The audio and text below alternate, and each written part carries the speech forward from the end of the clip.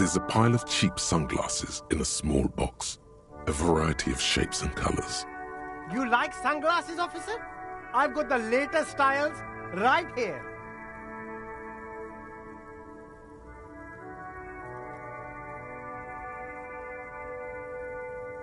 These are all boring. Boring third-rate ho-hum sunglasses made of cheap Syrahese plastic, the kind of plastic that melts in the sun. Those UV stickers are almost certainly just there for the show. If anything, these lenses probably direct more UV light into your pupils. A UV magnifier.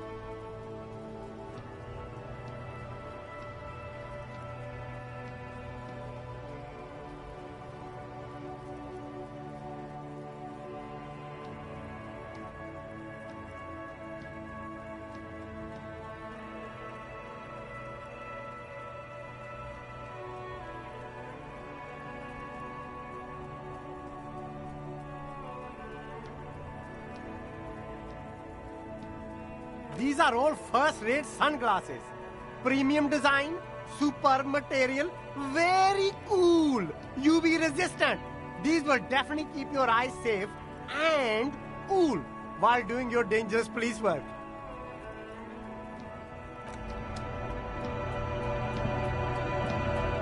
The shine on these sunglasses lasts a life.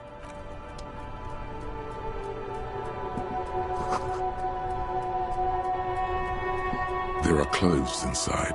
Cheap second-hand clothes, smelling of strangers' body odors.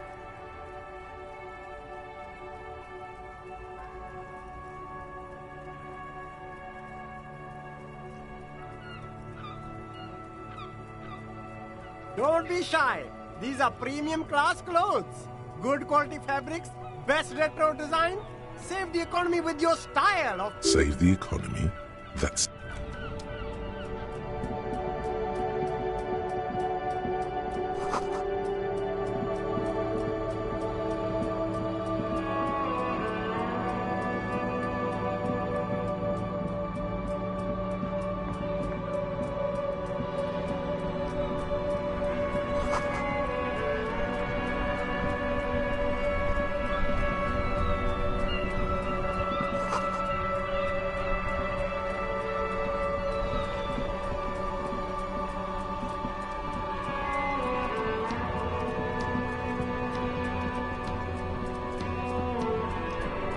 The dented yellow mailbox grew.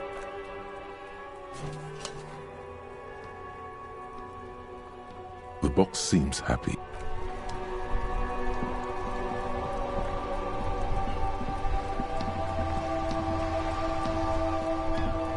Have you no shame?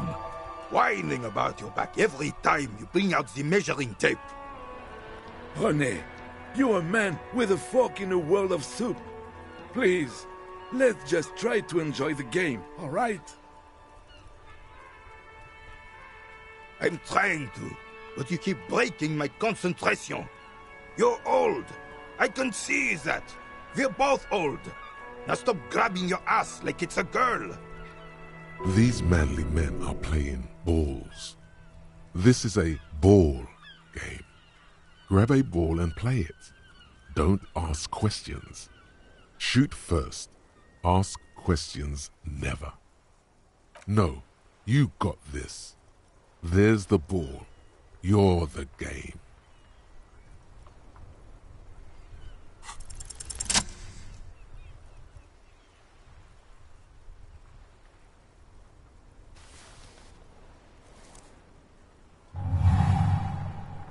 You are immediately surprised by the ball's lack of weight. No matter, you'll make it work. God, this is right. You feel the familiar tremble of excitement and adrenaline that precedes every victory. Time has frozen.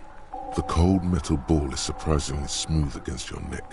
It has a pattern on it, probably a sponsored ball.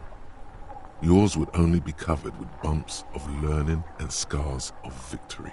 Already your muscles are adjusting to the weight, the nervous system calibrating, until you and the ball have merged into a single entity. The man ball is ready.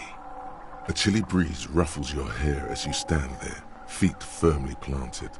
All sounds, smells, even the wind, everything fades until the only thing left is the union of man and ball. West, in the Grand Couronne area, a sharp overhand left from Arsène-Luc Edelbrock sends the Samarin heavyweight champion, Kostya Miasnok Kostynica, flying to the mat. The crowd goes wild. Revachol loves her heroes. An embodiment of pure motion, a fine-tuned locomotor running at maximum efficiency. Some would still say you're a cop, but I guess we're beyond that now.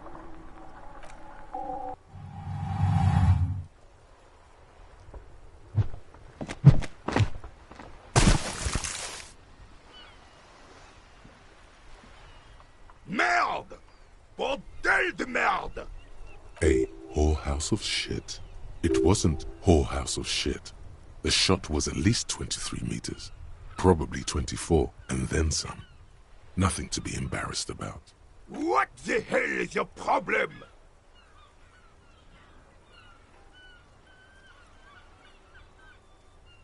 I don't care if you are a cop. You do not just ruin someone's game. It's so goddamn disrespectful. You vandalized our game, son. We can't play pétanque with 5 bull. Yes, pétanque. You ruined our pétanque game. We want our bull back. Take it easy, René. This is just a misunderstanding, isn't it, officer? No harm done. Of course there's harm done, you orange slug. You owe us a goddamn bull. Good.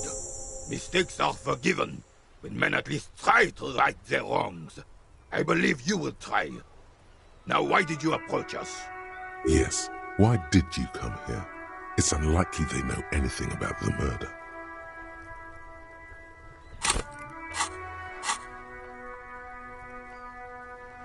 Yes, the Debardeurs Union pays me to stand vigil during the night. Not out of any political allegiance, mind you. I'm an old man. Don't sleep more than a few hours every night anyway, and money is tight. He feels like he has to justify himself for some reason. Yes, it does. Unfortunately, I wasn't working that night. Been on a 2-week leave since last Monday. It's a private matter. Nothing to do with your investigation. You see, officer, René is the kind of man would rather die than admit he needs medical assistance or, God forbid, seek it. A real man's man is just gonna ride it out.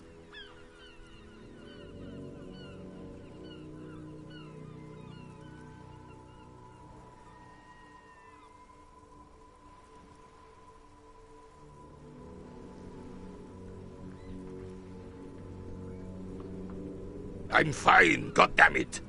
Mind your own business. It's nothing. Just got to cut back on coffee. No one. The boss has been unmanned since last Monday. There's no other guard. It's just me. No one has been guarding the container yard since last Monday. Yes. It's not actually an issue. I mean... Look, officer, the container yard doesn't actually need a guardsman. Never had one before René. Monsieur Claire had that booth built specially for him. It's mostly decorative. The possibility of someone being in there is enough to discourage any ill-minded individuals. Evrard created this job for René because he knows the Royal Carabiniers' pension of honor and PTSD isn't something a man can live off. A decorated Kingsman collecting tear reflects bad on the whole neighborhood. His words.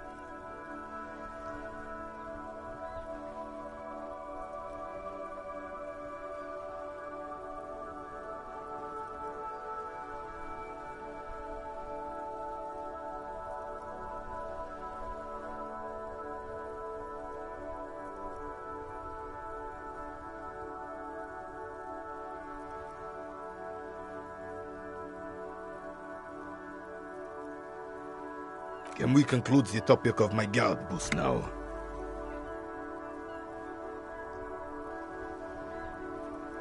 She is nobody. This is none of your concern, and I refuse to discuss my private affairs with the RCM. The lady is Jeanne-Marie Beaulieu, and she sure as hell wasn't a nobody. Yes. Like I said, I would be up anyway, so might as well keep an eye out. It keeps my senses sharp. Unfortunately, I don't. Unlike most of the locals, I have no qualms about assisting law enforcement, but this affair has passed me by completely. In Martinez, the Union is the law, so can you really blame them? Cop is a pejorative term. I don't have a problem with policemen. On the contrary, I admire the effort to bring order to our streets. He doesn't know about the crime. Your time is better spent discussing politics. I'm confident they are indispensable in regard to all the paperwork and other administrative duties.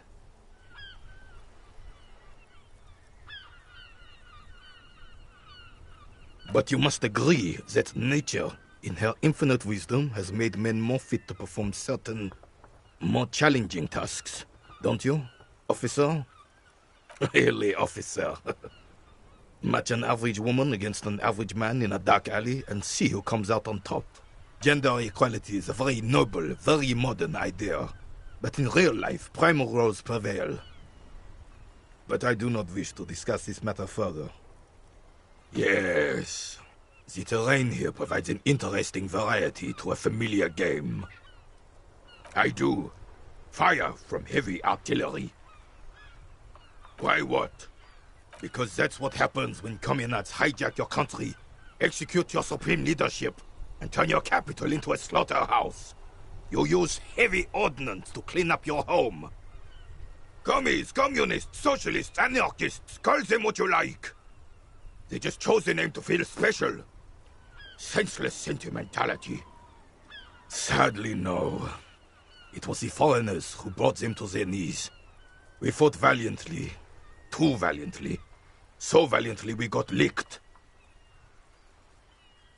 Should have fought dirty, like they did with their suicide sex cult propaganda and mad anarchist women strapped to shrapnel bombs. We didn't though, and we lacked caliber.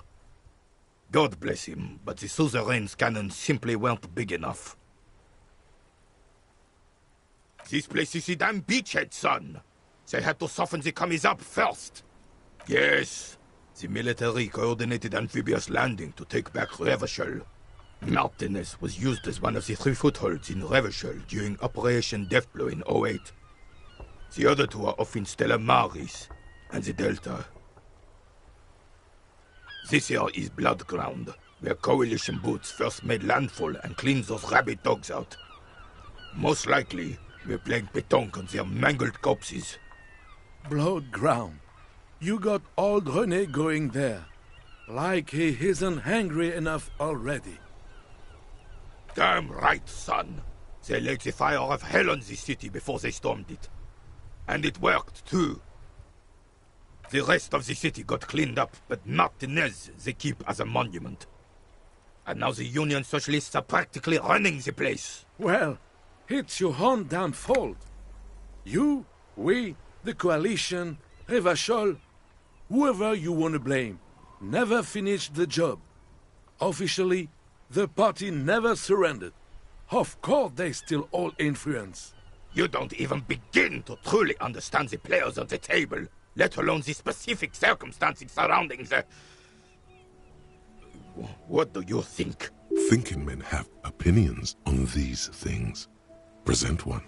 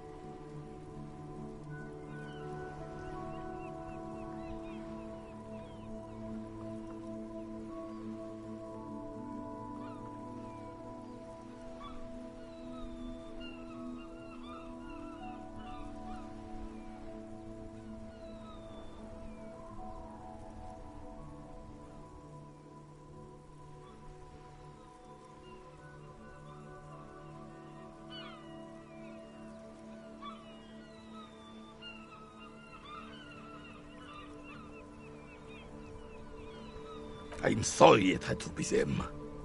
After 8 years of fighting those hyenas, boiling cats for food and drinking piss in the mountains, I would have preferred if the Right Honorable King Guillaume returned through Revachol, or even if that damn clan Frissel had risen from the grave and led us.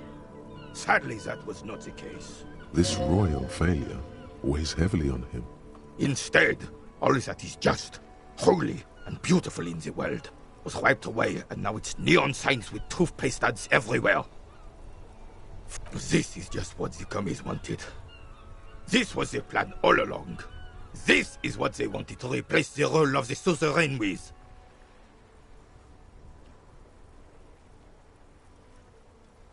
A true king in both blood and mind led Revachol before Frissel. He would have been better, but the damn commies drove him into exile. Some manner of self-deceit is present in his thinking. Sounds like this Guillaume abandoned him, and he doesn't want to admit it. He doesn't. That was 100 years ago. Ain't got nothing to do with anything. Damn Frissel. He was the king we couldn't protect. The Carabineers failed him, and the crown. He died in the hands of the Hyperlay, in a very public execution. He slouches as he says that. It makes him smaller, admitting they left the king to the mob. The suzerain is the king! Has everyone forgotten already? They've forgotten already. It's no use talking to you.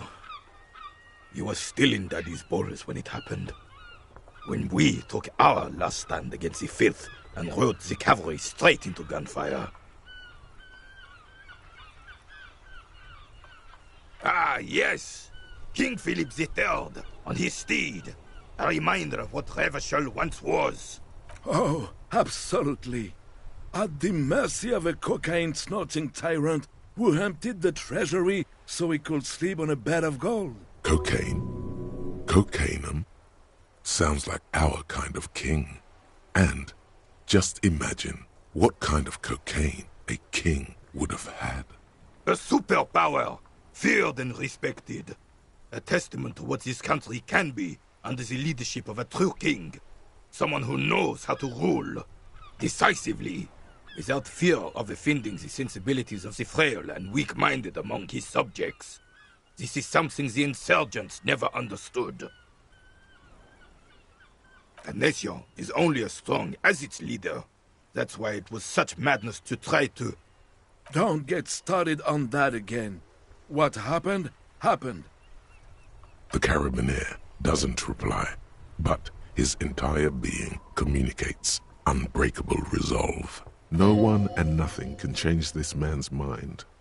He is as rigid as they come, still in that antique uniform. It's a symbol for him. Oh, old Philip was a big fan of the purple nose candy the nobility loved so much. A cocaine connoisseur of sorts. His egocentricity is borderline legendary. You can't even take responsibility for yourself. How could you fathom the responsibility weighing on the shoulders of a ruler? That's why the Philippian kings use cocaine, for clarity of vision, to aid in their work. Regnum cocainum, Revachol's finest years. I'm satisfied with this explanation. Of course. Clarity of vision. Awareness. Philip III was even brought into this world with the help of cocaine. The court made him administer the dose to his mother when she was in labor, and it is well known that with the help of cocaine, only the purest, of course, he was able to connect with higher realms. Higher realms. Of course, it all makes sense. He's just making excuses for the king's habits, isn't he?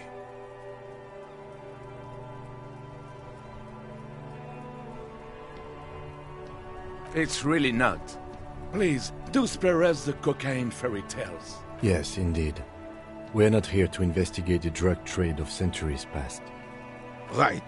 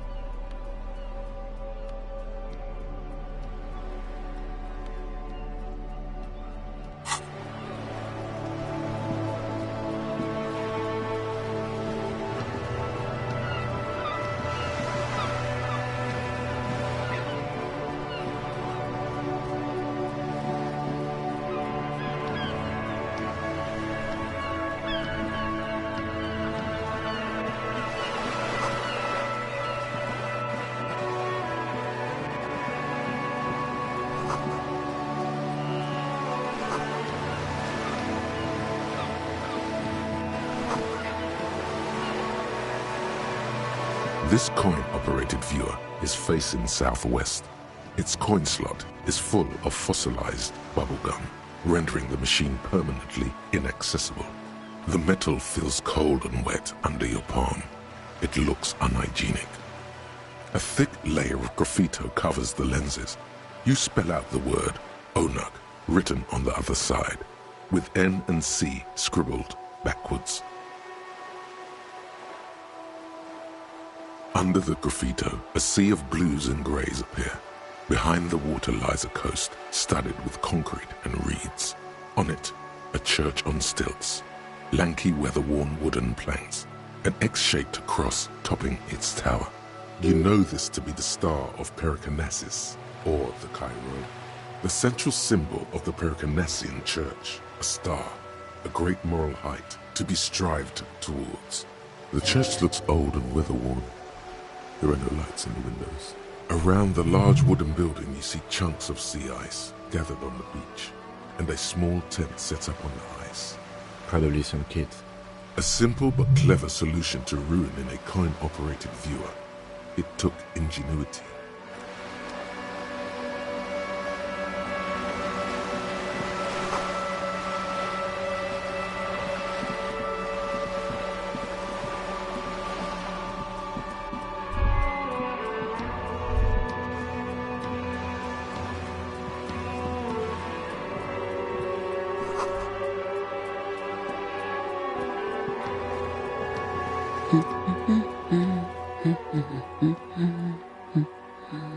Yes? Hello? Me? No one. I'm just a working-class woman. She doesn't really want to be disturbed that much.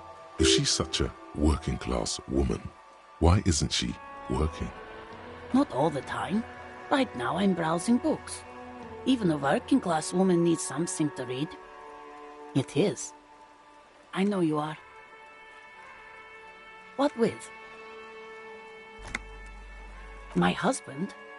No, he's not. I don't know. At home now? Out drinking with his friends? Working? Where is this going, officer? Yes, but... I don't really need to know where my husband is. Not all the time. No. Of course he's not. It's not like he's a pocket watch. I wouldn't just lose him. She has, though. The husband is totally lost. You should tell her that it's okay.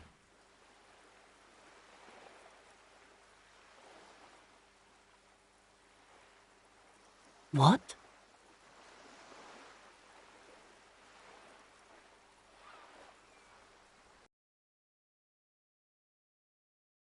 Stop talking down to me. My husband is not missing. But he is. You can feel it. Or maybe it's something else then. I don't mean to disrespect, sir, but you are being a bit of a cockatoo here. For what it's worth, I agree. But cockatoos can't be stopped when they get like this. It's better to indulge him at this point. I don't even have a cockatoo. And guess what? It's a trap. Never ever say what. Great. Nothing. Go read up on them if you're so interested. There's a great book in the bookstore. Maybe you should. What if the cockatoo is your astral captain? Or your heraldic bird? Wonderful. The store is open. No, absolutely not. Are you a policeman or a nanny? They are not missing, sir. You know where they are. They're at home, smoking, giving the ladder of vices a chance. What? That's just... My daughters are perfectly fine. They're with their friends down in Jamrock. There's nothing to worry about. They're almost grown up now anyway. They're past the age they need me protecting them from everything now. My youngest girl, Jolie, is just shy of 16. Jenny, she is turning 18 next month. But we shouldn't even be talking about them. Why do you need to know this? Haven't I repeatedly told you that they're not missing? That they're in Jamrock, safe and well, at some stupid party? Did someone say party? You could use a party. Hunt it down.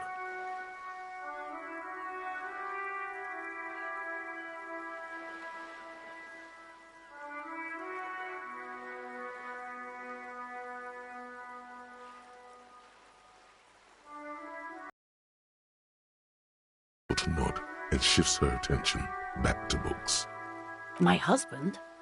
No, he's not. I don't know. Where is this going, officer? Yes, but no.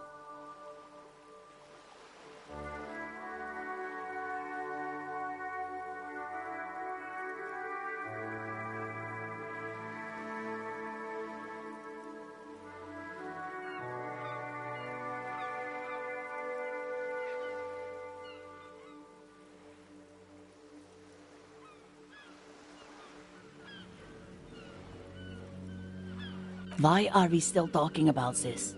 I haven't lost my husband. She has, though. The husband is totally lost. What? Who said anything about shame? Stop talking down to me. My husband? But he is. You can feel it. Or maybe it's something else then.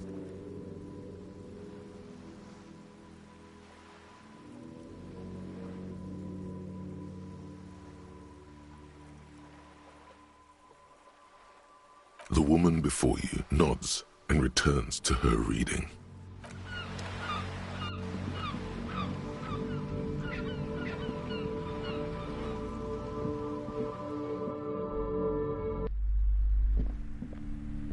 A small mountain of colorful board game boxes. There are numerous types of games for all ages. A lot of shelf space seems to be taken up by Wirral-related merchandise. Wonderful board games, sir. The Viticulturist is a classic for sure, or perhaps you'd like Archipelagos of Insulinda, a very educational game for those interested in geography. Raubritter is a fun game of economic competition, but can get quite intense after a while. We have games for the whole family. You can play with your children. Who are you going to play board games with? Do you have friends or family? Are you actually friends? Or just colleagues thrown together by circumstance?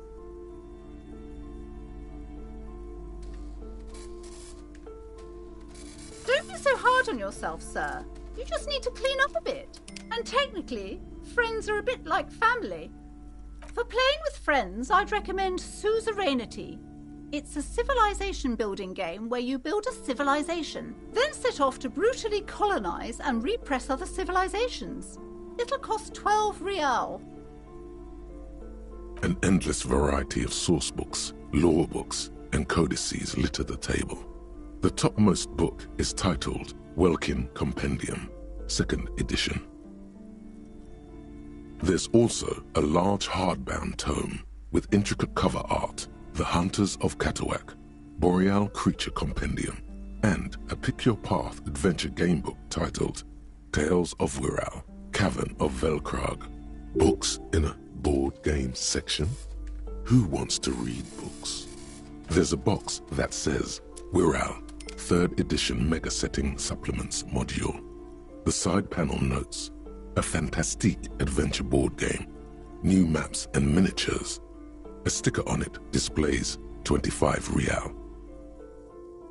Wonderful choice, sir. A wholesome family game. Lousy auras there.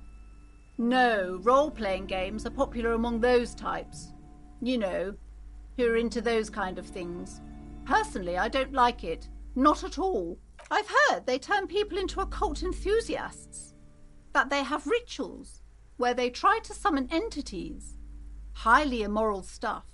You can still buy them, though.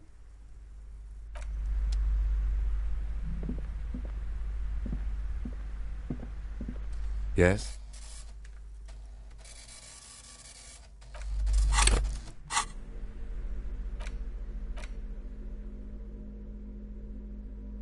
In your hands, you hold a brand new copy of the game, Suzerainty. It's snugly wrapped in a skin of plastic. The cover features a charming illustration depicting a mass of grinning laborers loading goods onto a ship, while a richly dressed administrator oversees their work. The exact location and time period are left deliberately vague, but it's clearly meant to represent the economic relationship between the Revacholian suzerainty and its many vassals. The box has a nice heft to it. You hear the rattle of individual wooden tokens and feel their weight shifting back and forth. What treasures wait in store for you? Even before you open it, you can tell that this will be a meaty game of grand strategy and complex player interactions. The plastic wrap rips off as easily as a bodice in a tawdry historical romance. There's a hiss as the lid slides off. Inside, you find a thick, full-color rulebook and more than a dozen pouches of various wooden components. Welcome to Suzerainty, a game of economic strategy for the whole family. The rulebook is sumptuously illustrated and thick as a Gradian novel. The colorful illustrations depict cheerful workers picking apricots, hauling marble sculptures out of crumbling temples, and harvesting a strange magenta-leafed plant. Everyone is smiling. You begin to suspect there may be a political agenda to this so-called family game. Only one way to find out. The instructions are opaque at first and introduce many concepts you're not familiar with. Fortunately, there are many diagrams and examples throughout. You soon figure out the basic conceit. Each player represents an administrator for the suzerain of Revachol. Your objective is to increase the suzerain's wealth and renown by accumulating victory points. There is no path to wealth and renown but through the suzerain. As one of the suzerain's trusted administrators, your very function is the glorification of Revachol. That's where the suzerain's vassals come in. The game features 4 vassal nations, each one home to an economically important resource. Each turn, the player collects resources from vassals where they've placed workers. They may then rearrange their workers, fulfill contracts for coin and bonuses, or build structures back in Revachol. As you leaf through the pages, your eye catches on a sidebar labeled Advice for Beginners. Remember, there are many paths to victory in Suzerainty, but successful players will find one strategy and commit to it wholeheartedly. The actual scoring system appears infinitely complex, with a series of tables and appendices required to compute each player's final victory point total. You skip that part for now. You open up a number of pouches containing wooden tokens. There are also several punch boards with other cardboard components that will need to be punched out before you can play. Each cardboard token makes a satisfying tsk as you pop it out. Soon, a neat pile of cardboard coins and counters has accumulated before you. What? You're not going to offer to let me punch any of them out?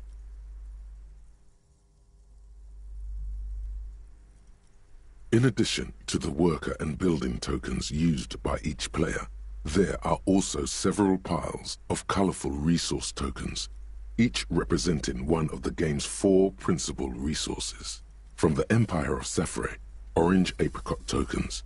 From Ilmarat, the ancestral name of Ilmara, gray marble block tokens. From the Semenine Islands, white sacks of sugar tokens. And from Supramuindi and Sarah Maritza, magenta tokens for unprocessed cocaine leaves. Oh, those are nice. You hold the open game box before you.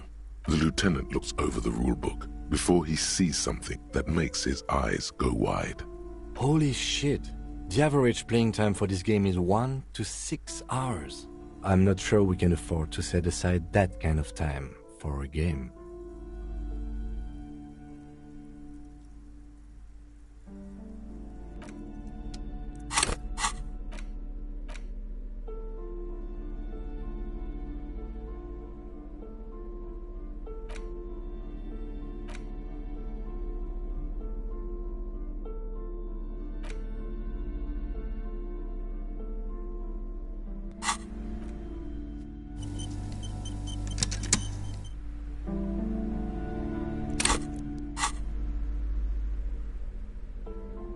suzerainty box is heavy and slightly awkward in your hands.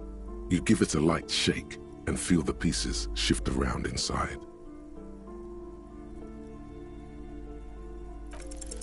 What is detective work if not an elaborate game?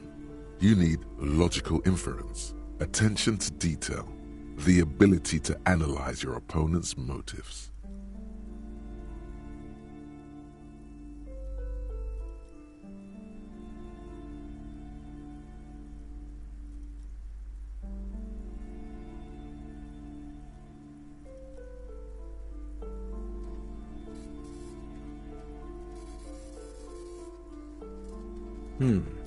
I do feel like my thinking has become somewhat rigid.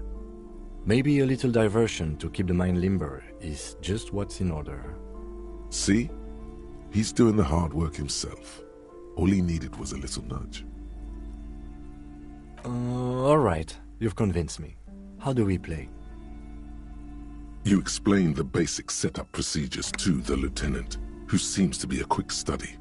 You each take your bag of tokens and counters and unfold the board between you.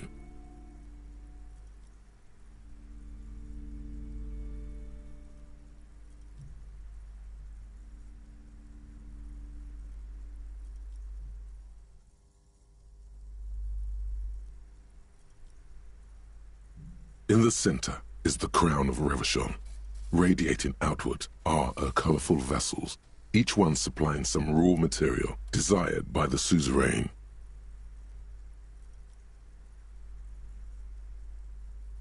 Apricots from Safre, archaeological treasures from Ilmarat, sugars from the Seminine. There's also a neat little log to keep track of your progress, in case you need to put the game away and return to it later. The lieutenant goes first. He draws a contract card and moves several of his workers to the Safre territory of the board, and the others to the Seminine Islands. All right, detective, your turn. You have a few options available to you. Will you try to fulfill contracts right away, or rearrange your workers to maximize production on future turns? Remember what the rulebook said. You'll want to choose a strategy early on and stay committed to it. You draw a contract card offering a number of coins in exchange for archaeological treasures. You place all your workers on the Ilmarat territory. On your next turn, you produce 6 units of archaeological treasure and fulfill the contract for a handful of coins. Not bad, detective. But not good enough, the lieutenant seems to be saying. As he completes his own contract card, the lieutenant is rewarded with 4 coins and a round wooden token that he places in the center of the board. That's a market. It's worth 2 victory points. Don't worry, it was mostly just luck. You'll earn some points soon enough. Points are nothing. They don't exist. They're just an arbitrary convention that games use to reward or punish players for certain behaviors. Game designers, I imagine? There are some paranoid types who believe the moral intern keeps detailed score sheets for everyone in the Real Belt. But that's obviously nonsense. Otherwise, no. There are no points, just your actions and the consequences of those actions.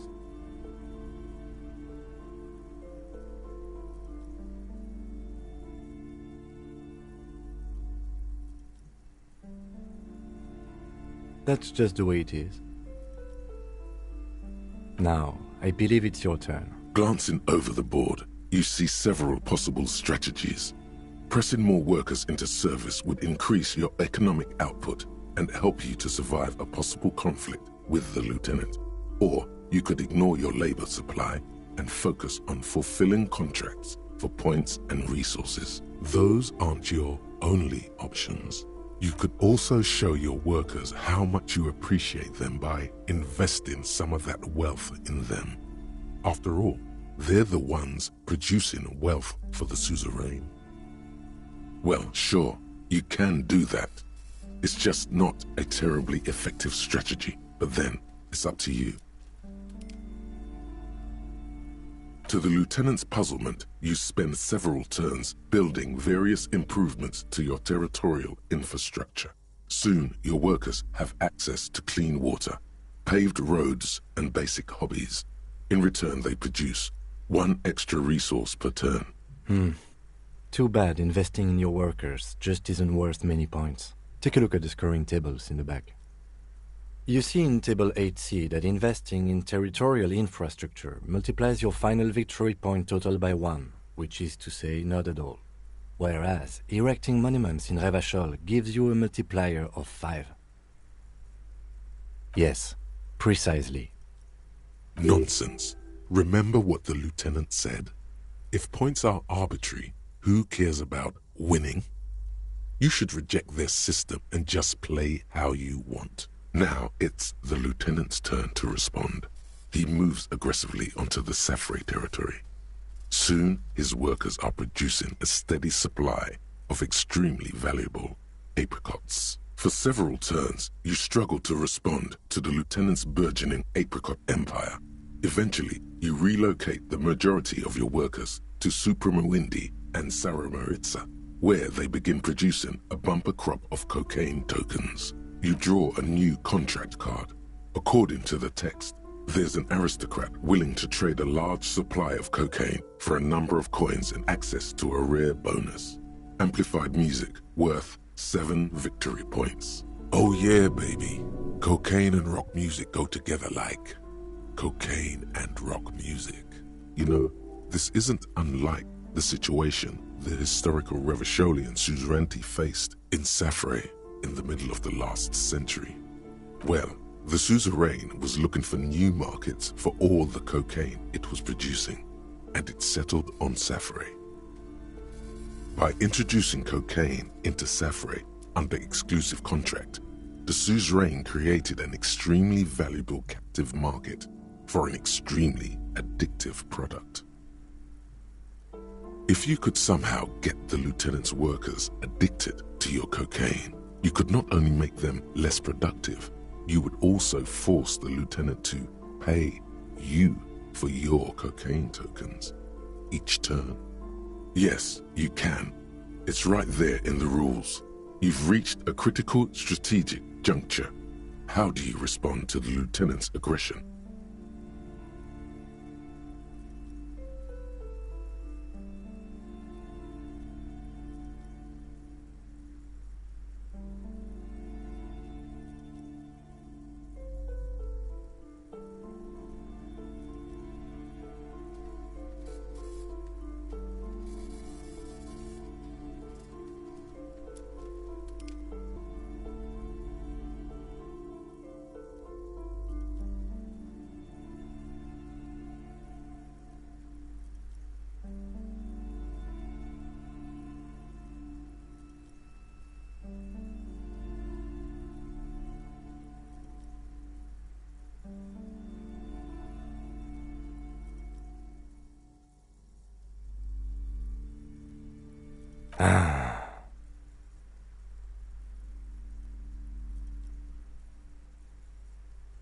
With each passing turn, you slowly bleed the lieutenant of coins as his own workers become less productive and more dependent on your magenta cocaine tokens. As a matter of historical fact, this is almost exactly what happened in Safre.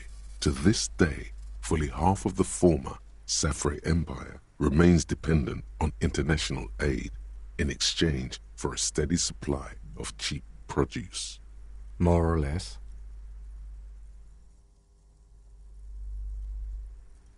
Realizing victory is slipping away, the lieutenant launches a desperate gambit: protectionism. By erecting tariffs on your cocaine, he hopes to starve you out of the market at the risk of incurring the suzerain's disfavor. The end game is upon you. Do you escalate the trade war with the lieutenant in hopes of crushing him with your economic might? Or do you ignore his aggression and focus on building the mighty victory column structure in Revachol herself? Alternatively, you could throw the whole game away by trying to build a public education system for the children of your workers. The choice is yours.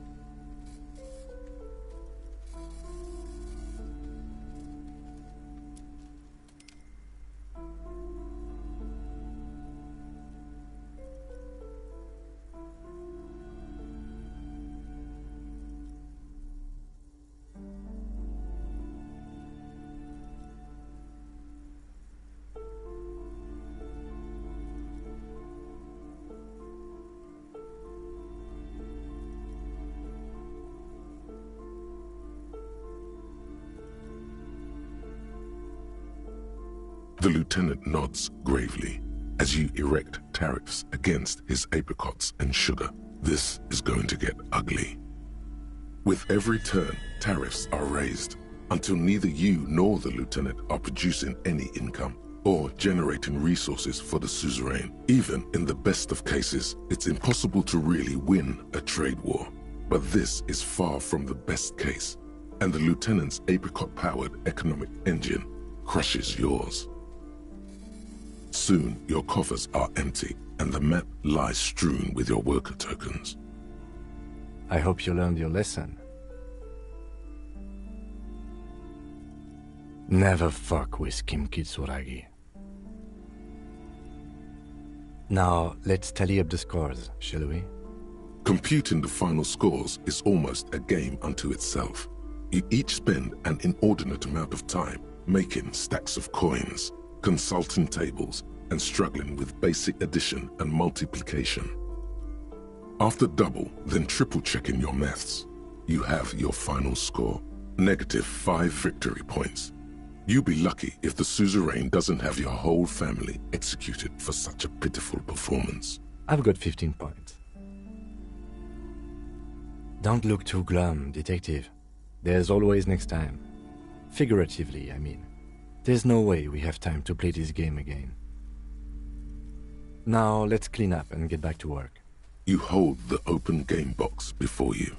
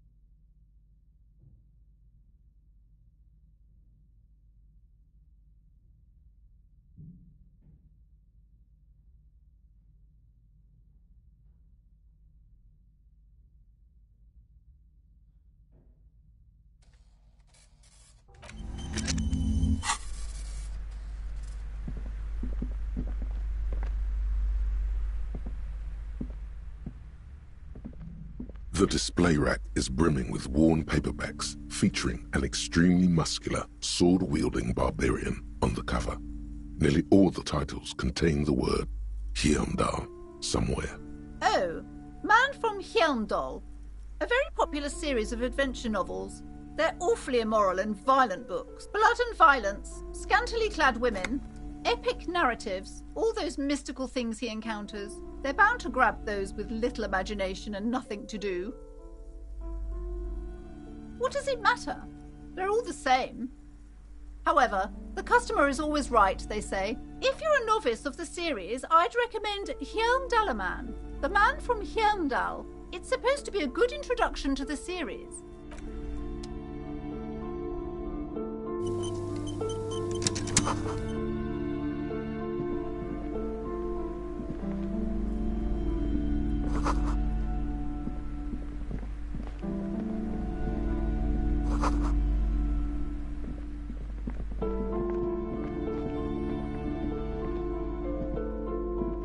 These shelves are overburdened with books from the same series.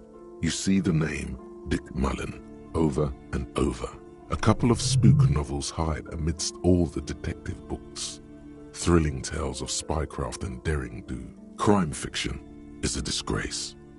An asinine misrepresentation of the physical attributes of the arduous everyday work of actual police officers. These books greatly overstate the excitement of police work, glossing over how long it takes to actually follow up on leads and eliminate dead ends. What's more, they completely ignore the psychological hardships of year after year coming into contact with people during the worst days of their lives. Not a single mention of all the stress this work creates upon the officer's family.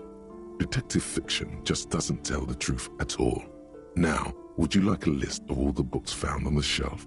You see Dick Mullen on the job. Get Me Mullen. The Stalwart Adventures of Richard P. Mullen. Dick Mullen and the Murder in the Orchard. The Sordid Affair of Dick Mullen. A killing is declared. Dick Mullen in the murder house. The final case of Dick Mullen. An obvious lie. Dick Mullen in the clock tower. The ordeals of Dick Mullen. Dauntless Dick. Dick Mullen's funeral pyre. The murder of Dick Mullen. Oh no, turns out he faked it to solve a case. Shelves filled to the brim with crime novels. A sulfur-crested cockatoo sits on the cover, its beak slightly open. It looks as if the bird is calling out the book title, From A to Zurich, a guide to a well-behaved cockatoo. Turns out that there are so many different cockatoo species, and they all have behavioral problems. You don't have behavioral problems. That's garbage. It's a must-have if you own a cockatoo. I've heard they're quite capricious.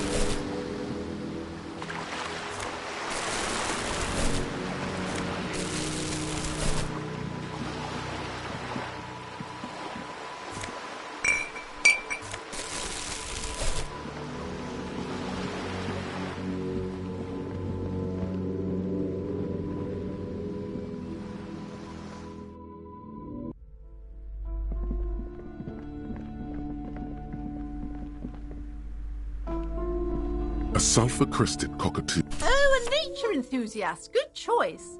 I knew it was a good idea to keep that around.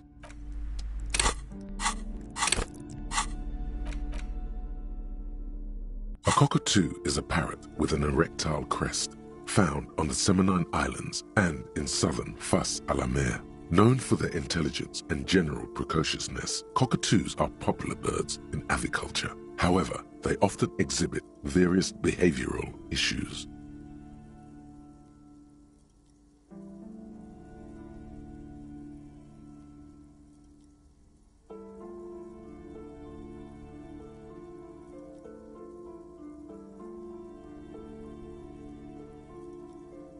This book talks about the delicate nature of toos, as well as introducing some of the most popular species among the bird enthusiasts.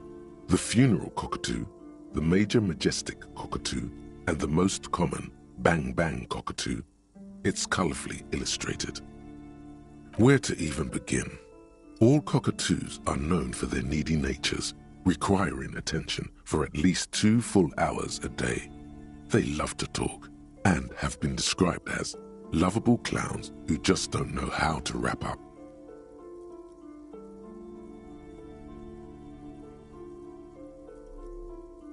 Pet owners also report moodiness, loudness, and hostility as recurring issues.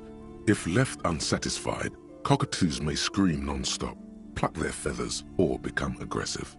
It is not recommended to get a cockatoo if you're not able to cook them food every day and give them the full care that they need.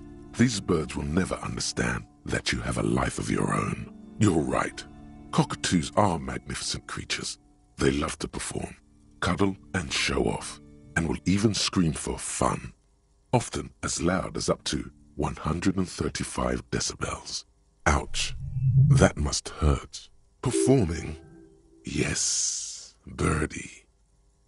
This is a yellow-tailed black cockatoo. Its specific name, Psittacus venereus, relates to its dark and somber plumage. This bird looks as if dressed for a funeral, 24/7. There is something indisputably ominous about it. Perhaps the most impressive of all the species, the endangered major majestic cockatoo, is often described as the most flamboyant bird in the jungle. Its pink-colored wings and flowing crest embellishing its proud and bumptious nature. In the words of poet-explorer Sir James Fournier, few birds more enliven the monotonous hues of the verdant forest than this big, bold, and beautiful species. Despite its banging name, the bang-bang cockatoo is actually the shyest of the species, common in almost all Ceylonese forests, as well as zoos and homes all over the world. Its plumage is mainly grey and white. The Ceylonese name, bang-bang, is thought to be of onomatopoeic origins. Yes, but all those cockatoo species are so different. Which one are you? You're right, Your Majesty embodied. This big, beautiful bird belongs on your heraldry.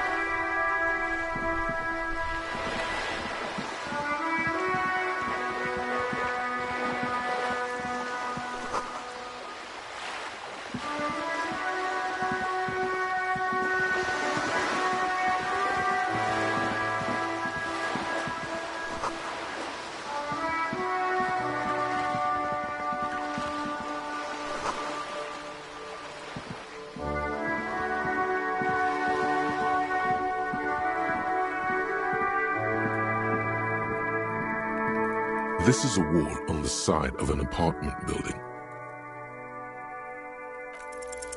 You have no clue. It's just a wall. So many walls all over Martinaise. Weather-worn, cracked, their paint peeling.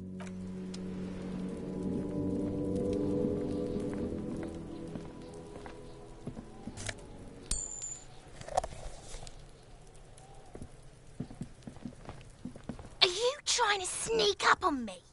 Come to slit my throat in my sleep? Pig's come to take me out, trying to snuff me out. Don't get fucking clever with me, pig. You think you're so clever.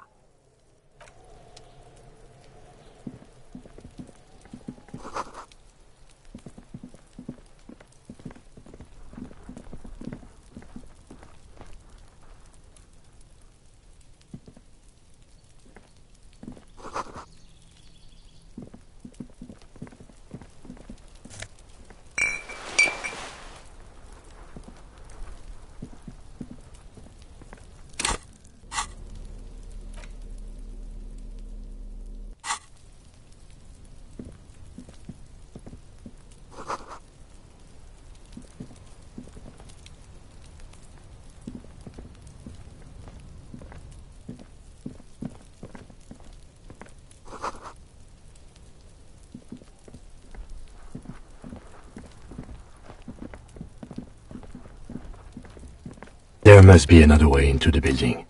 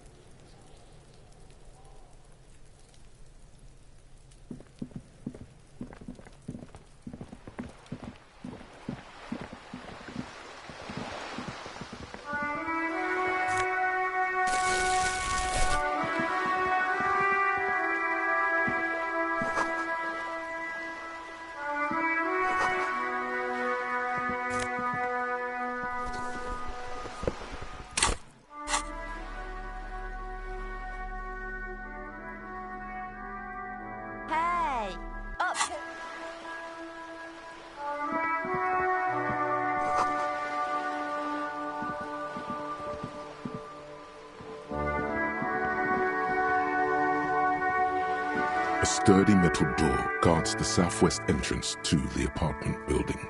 It's locked.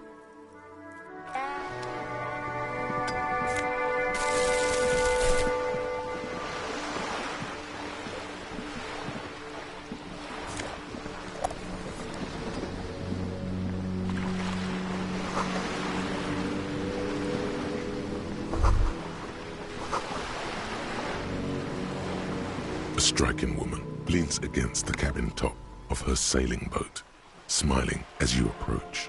Her green raincoat glistens with droplets.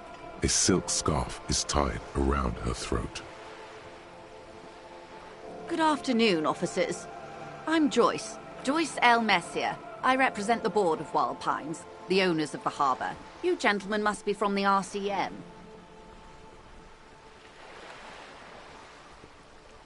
I'm glad to see you here. Like steel, there is strength there. If she wanted, she could sink her nails deep into your skin. I was dispatched to handle a strike, not a lynching. Anything I can do to assist the RCM in this matter, I will, gladly. That is good to hear, madame. My colleague will take the lead on this interview. I should let you know that he is recovering from an unusual medical episode. Very unusual. But I can assure you of his ultimate competency. There's a trace of irony in his voice. Mischief, even. The lieutenant is hatching some scheme. How interesting. I wish you a swift recovery. In the meanwhile, you have my full cooperation, and the full cooperation of the Wild Pines Group. Why, yes I am. The boat? No. It is called Cor de Leyte 19 because that's the type of sloop it is. It's a pleasure craft, a 19 pacer. It also happens to be rated for Category 1 racing, though these days I mainly use it for business. It's a pleasure craft, a 19. My sloop? I like it a lot. It's the eel's hips, baby. I'm enjoying this part of the interview. It has so little to do with the murder we're investigating. I really do, the lieutenant thinks. Is she thrown off yet? He's looking at the woman, assessing her.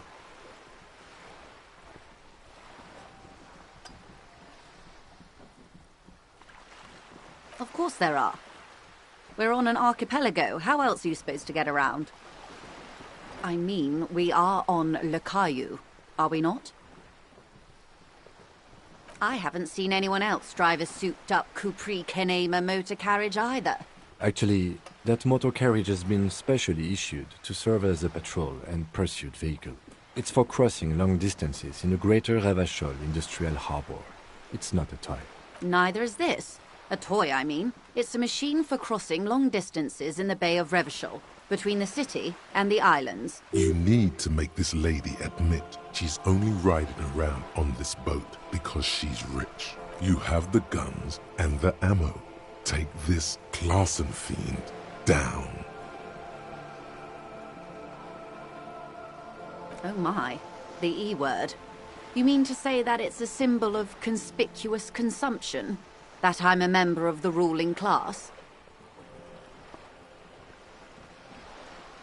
Detective, may I remind you that Mrs. Messier is a professional negotiator? Then what does that say? Does it say docking reserved for residents of Rue de Saint-Ghislain, 33A? 33A? This old proletarian haunt here. As I said, plenty of people drive boats, of all social strata. Your synapses flesh.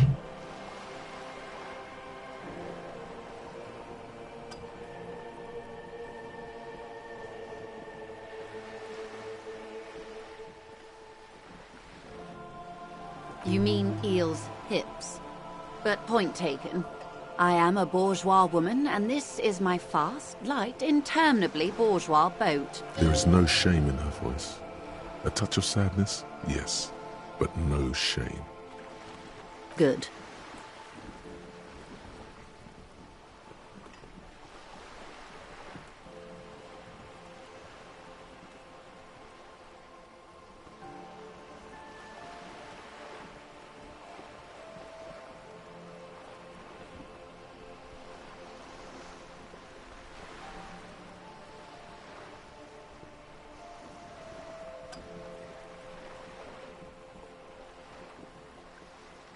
This reality? Yes, reality is your side case, an experimental side case. How truly curious. A sort of philosopher detective. Are they now? A deep synthesis. I'll assist you however I can then. Go ahead. Ask.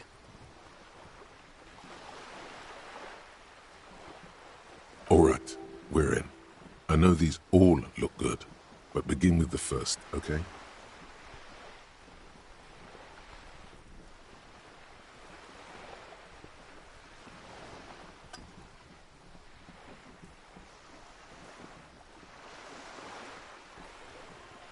We're in Martinez, baby. A casual term of endearment popular among the 50-plus crowd. It's a disco holdover, pay it no heed. Aren't we all? Martinez is a district of Revachol. A very small district tucked away near the industrial harbour, north of the 881 and Jamrock. You would be excused for not knowing about it. Unimportant, they say. Forgotten, even. Shelled to smithereens during the Revolution. It has its charms, just not this time of year. It's not really a sea, it's the Bay of Revachol. And the bay feeds into the ocean. Yes, we're on an island in an ocean. The world's largest body of water, the Insulindic. Known to the early Revacholians as Les Immensités Bleues, the blue immensities, vast, lukewarm. I'm not a good ambassador. I've only been here once before, as a teenager. Not a lot has changed. There are ruins, a terminal, fishing boats, reeds, boys with boxy shoulders. This place used to be a province, a workers' resort before the city swallowed it and the artillery did its work. The reeds are the real star of the show here now. The further down the coast, the wilder it gets. Caillou, as you already know. Imagine a pebble. A smoothed-over pebble amidst a great blue sea, misshapen, cracked. The cracks are the River Esperance. We're in the delta of this river, on the 6th branch, the Martinez distributary.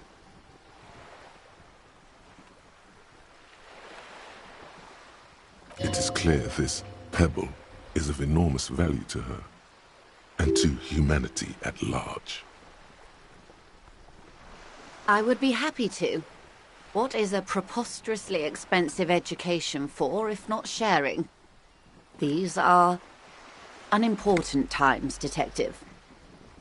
You and I were born after the dust had settled. 1,000th of a second too late.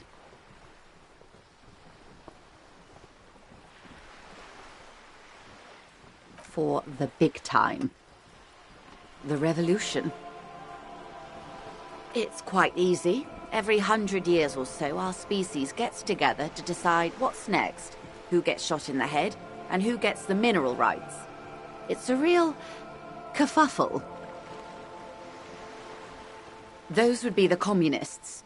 Generally speaking, 40 million people got shot in the head during the World Revolution. But the communists, they all got shot in the head. Oh, and the anarchists too. They shot them well.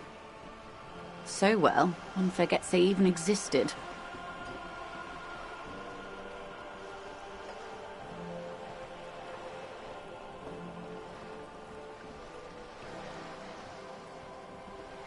Did they ever? Before they got shot themselves, they shot 2 million people. Yeah, it was a kerfuffle, all right. Yes, the Insulindian deluge, they call it. Oh, lots of people. Even the king got shot in the head, or thrown beneath a horse, or drowned. Accounts differ. It was unceremonious. Just as well, he wasn't actually the king. Just the king's nephew.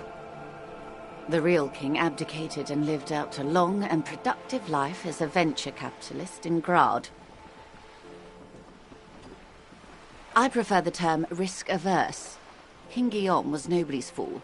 He could smell a PR disaster brewing, so he got out alive, and his nephew Fricelle got shot in his place. Him and tens of thousands of his wonderfully fascist kingsmen. It was a wild time. The liberals got the mineral rights. And by mineral rights, I mean everything. Liberals are usually middle-class people, Detective, or the remaining gentry, the beneficiaries of the pre-revolutionary arrangement. Some were rich enough to stay with the Constitution, with monarchy. Big mistake. Others bet on the revolution. They were called the ultras, or ultra-liberals. They fared well. They didn't win so much as survive. We were the last ones standing when the war ended. Everyone else got shot in the head, remember? We. She's one of them. Of course. To foreign intervention. The coalition. Those people really took the mineral rights.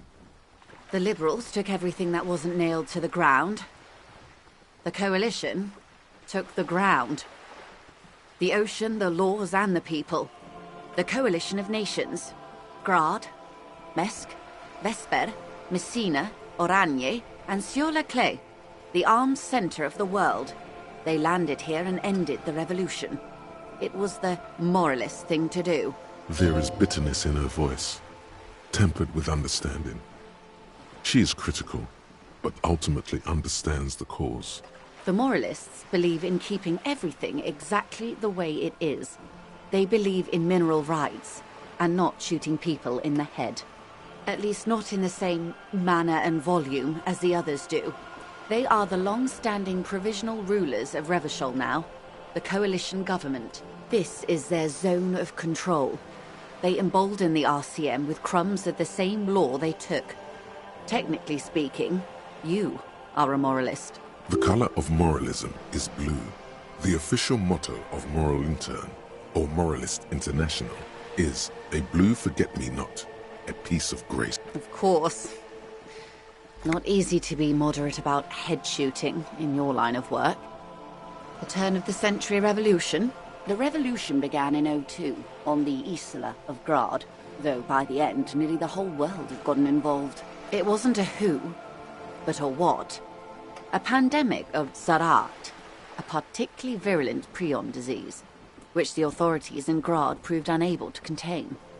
Then Mazov came along and overthrew the government. It made people overthrow their governments. Indeed, Zarat is a highly infectious microorganism that destroyed brain tissue. The actual causes of the revolution were material. The pandemic only provided the spark. From Revachol and Grad? Not far.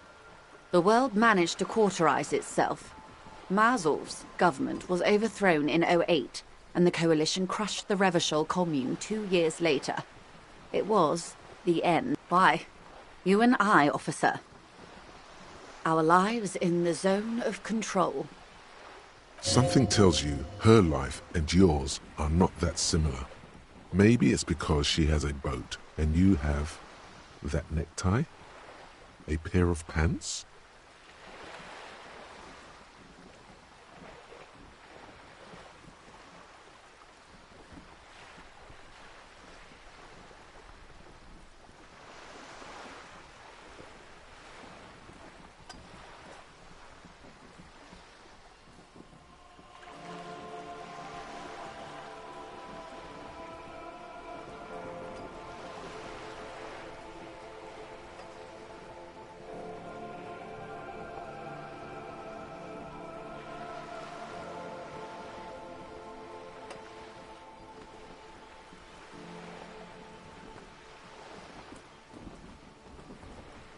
No doubt. But we share the same time and position on the planet's crust. That counts for more than you think. Modernity. They developed the marvels of the inter-estellary communication.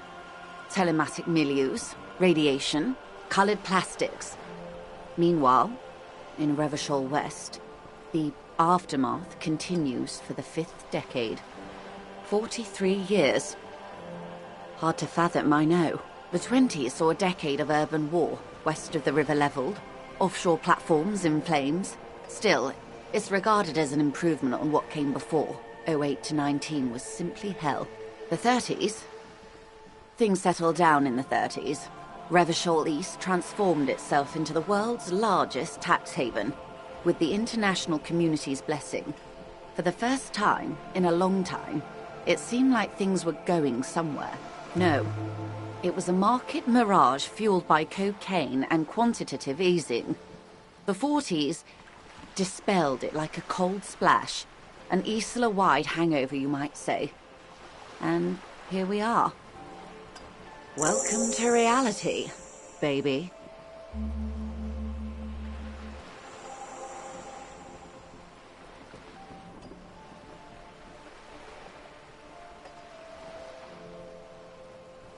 Good question. What would you have done differently?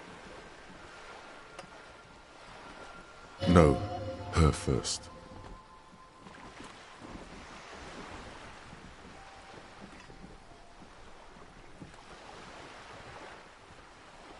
A cold creeps up your spine. So a quarter of humanity simply lost their minds. And how would you stop a prion? A complex folding protein, unlife, with the technology 50 years ago.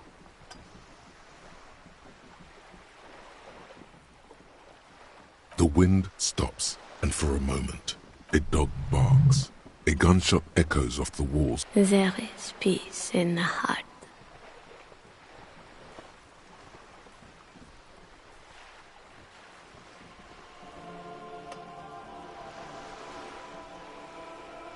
Good hygiene. Really. A very moderate solution to an extreme problem. It's those sort of half measures that doomed the authorities in Grad. When they failed to step up, Marzov and his party stepped in. In this particular case, maybe a more robust state response might have been appropriate. Opinions expressed here do not reflect the official position of the RCM. And what is your official position, Lieutenant? My position, ma'am? My parents got ripped to shreds in the revolution. I would have gone the same way. I was saved by being 2 years old. That's my position. The abattoir.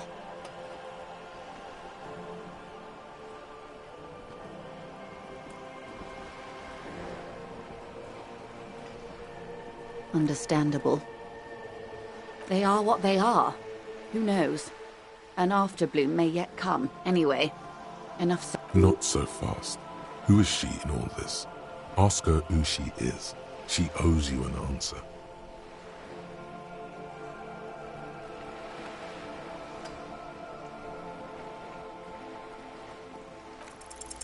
It remains a mystery what you mean by this something close. This isn't about you. She won't maneuver her way out of this one. I am the vilest of the vile. A traitor.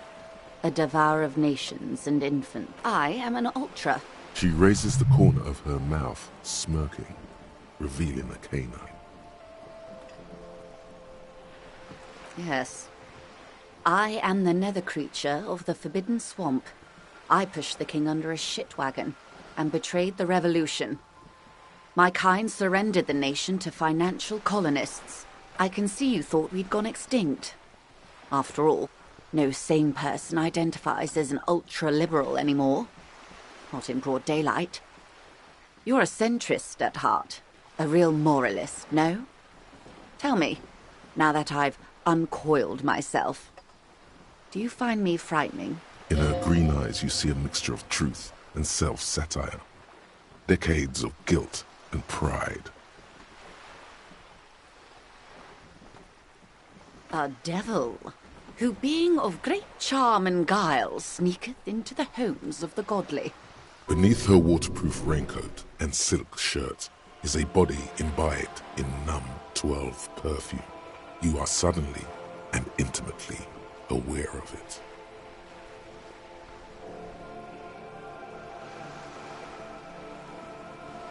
I hope so. I hope we are able to continue as friends despite my scaly bulk and the insanity, bloodshed, and transfer of wealth that took place here. It was when the dust settled, the Liberals were the only ones left to clean up the mess. By virtue of their survival, they were handed enormous power to shape the future. This was all our last generation managed. With due respect to our overlords, the eternal caretaker government that keeps Martinaise a monument to the efficacy of its artillery. While a gentle wind sweeps the streets in the rebuilt east, light drizzle washing it clean, lights go up and motor carriages circulate the tracks. I would not have relinquished sovereignty to the Coalition. Not here in Martinaise, and not in the Stella Maris or Delta Beachheads either. If not for my own sake. She realizes her small, cold fists are clenched. She loosens them. Then for my daughters. We had an obligation to defend our sovereignty. We should have burned the whole Isola down rather than let them have it. Dark orange flames reflect in her green eyes. An oil fire on the ocean. Perhaps. My intellectual vanity will be my undoing, yes. Whatever else I am, I'm also a mother and a wife. Now, shall we return to reality?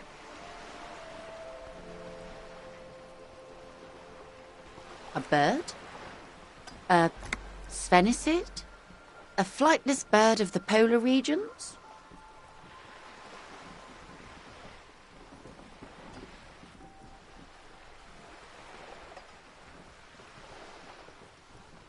Some sort of krill hunter? No, wait. You're an ancient ruin. A symbol of hubris and decay. Half submerged in some salty sea. Of course you're not, my dear. I'm just terrible at guessing games. Ah! This is the pier of Rue de Saint-Ghislaine, 33A, where the tenants have been kind enough to rent me a slot, or two. A pre-revolutionary tenement. Old buildings are called tenements, you see. And new buildings, bâtiments. After les bâtiments nouveaux. But 33A and 33B are not nouveaux. They're old. This one used to be 8 to 10 stories tall. A real high-rise by the standards of the last century. Built to mirror the skyscrapers across the bay in the Delta. That was before the war, of course. Mostly the urban middle class, I believe. This was once primo real estate, before the cannons lopped 4 or 5 stories off. Splat, splat. You could be wrong, but from here it appears as if she's running the brush across her throat in a soaring motion. Wonderful.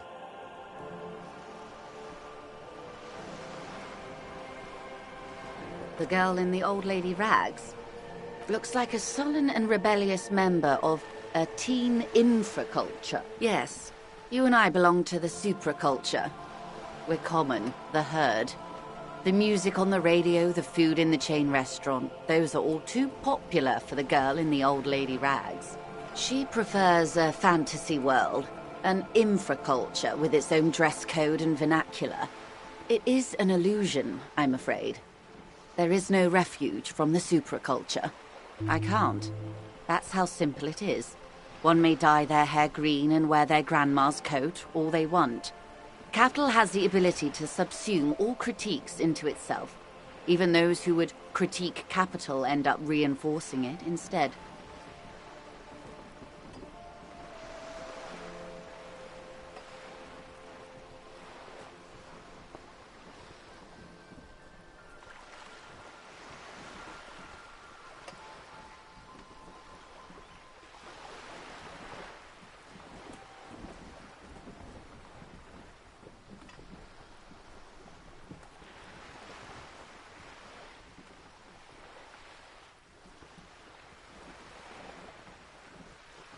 All right.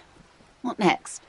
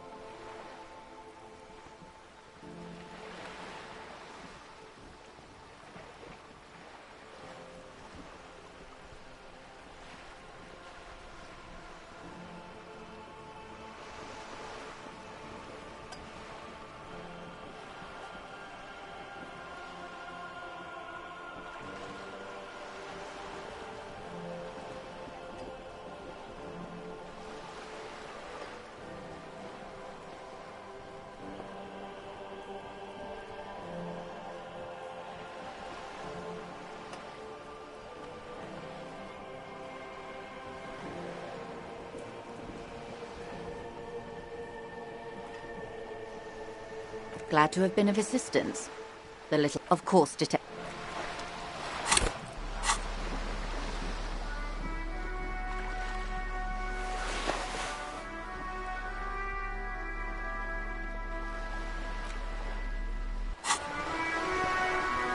You're back. Good. What can I... More lessons in basic reality? My favorite part of the... Glad to have been of assistance. The little...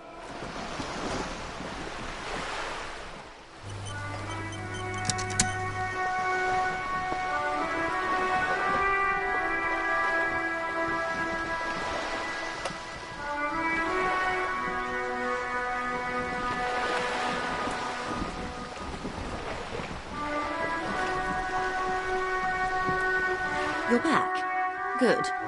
What can... More lessons in basic reality? My favorite part of the day. A strange coldness comes over you as you look at the world. The waves sway the sloop slowly. That's all. Glad to have been of assistance. The little...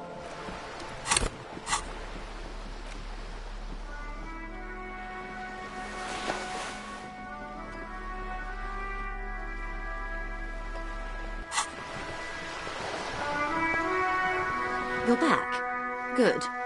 More lessons in basic reality? My favorite part of the day. Go ahead, ask me anything. Glad to have been of assistance. The little that I know. Anything else I can do?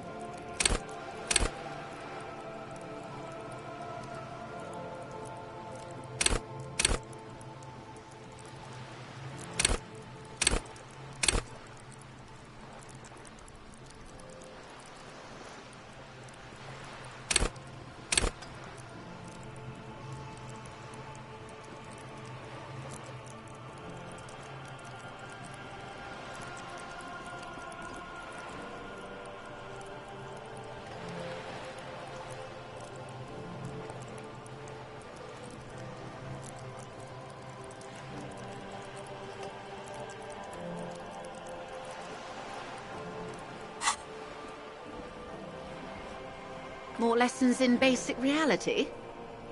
My favorite part of the day. Go ahead. Glad to have been of assistance.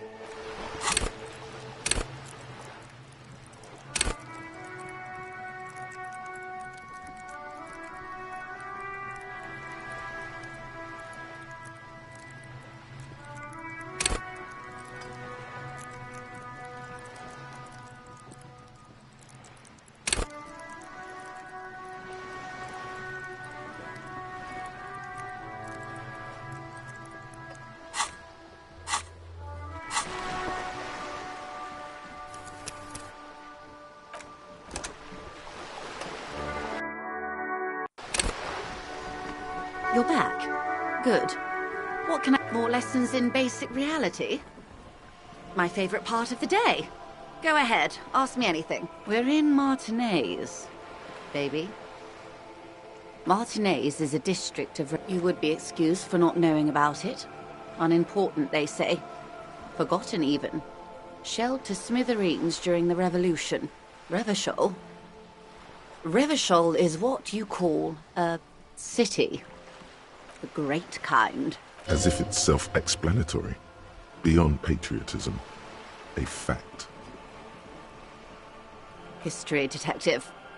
They built this city to resolve history. Our part in it, at least. Our centuries. The nations of the Occident, or migrant workers from Seminine and Ile Marat, depending on your creed. In the DeLorean century. 380 years ago. They say it's where the terrible questions of our time will be answered. The tensions are highest, the fault lines deepest. By that I mean conflicts. Ideological conflicts. The stuff of men. We are standing on a fertile, self-sufficient island able to sustain up to 200 million people. In the middle of the Insulindic Ocean. The world's connective tissue. It's where the money is. Oh, we're quite a way off. About... A collection of tall ghosts behind the water vapor. Light reflecting off their glass windows. 22 kilometers from the center of the world. That soldering iron is the Bank of the World building. The bottom floors are Insiacom. Coalition government, Insulindian Mission Command. Silence. She lowers her hand. The water, the light. It's as though you're seeing it for the first time. There is no recognition. Only the immensity of the sea and the cold radiating from it. We are where we are. I have no truer answer to give, unfortunately. This is one thought you need to complete. Where are you? Was there something else you wanted to know? I remember something about a lowdown. Glad to have been of assistance. The little that I...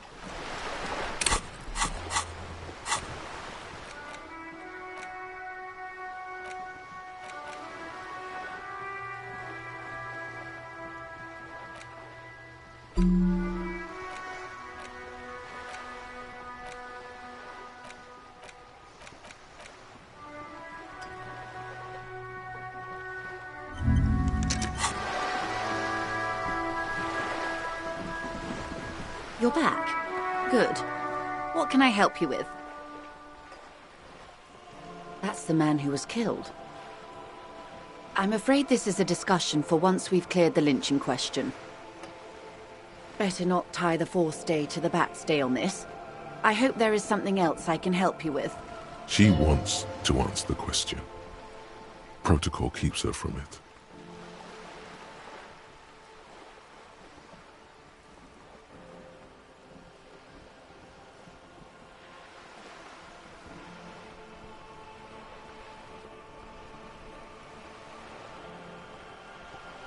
What we do. I'm afraid I don't speak for Wild Pines as a whole. It's a giant undertaking. There was a touch of discomfort there. She wants to merely represent. The Pines' core competency is logistics. Container shipping, freight, that sort of thing. See those airships there, blinking? Those are the shipping side of things. And that is the terminal.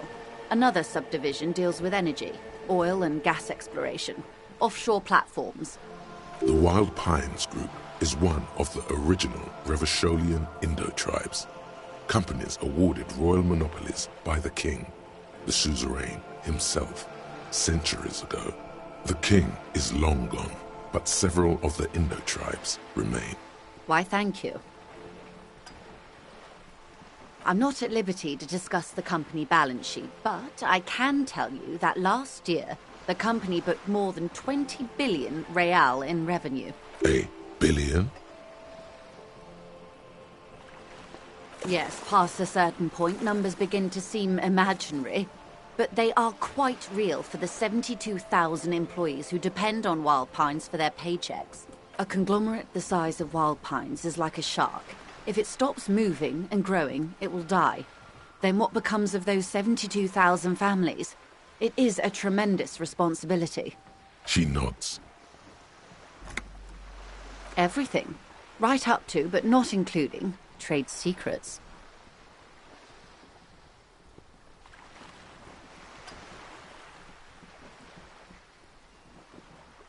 I believe the official title is Senior Labor Negotiator.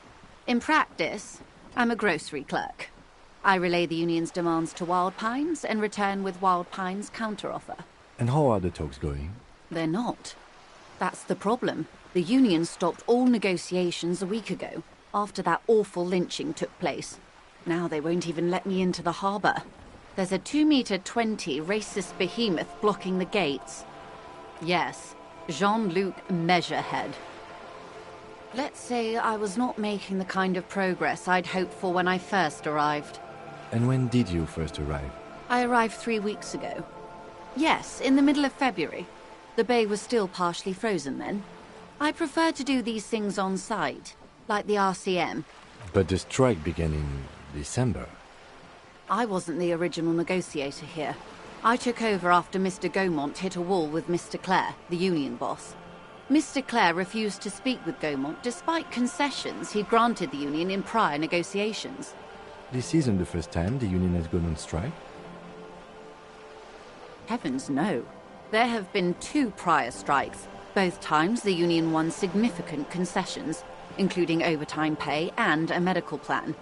This time their demands are more, I guess you could say, aggressive. Ludicrous even. It's meant. You see.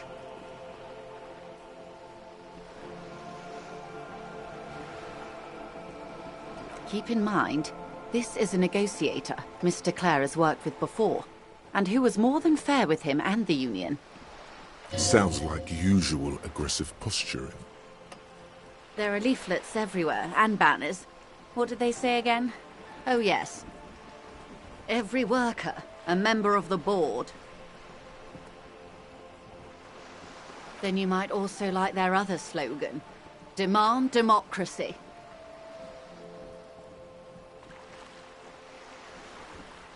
Personally, I agree.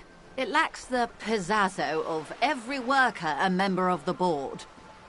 It's quite simple, you see. Every time the Wild Pines Group makes a decision about what? About anything, really, it needs the signature of each of the 2,200 workers in its Martinez terminal. Just so you understand, this is but one of 22 terminals owned by Wild Pines.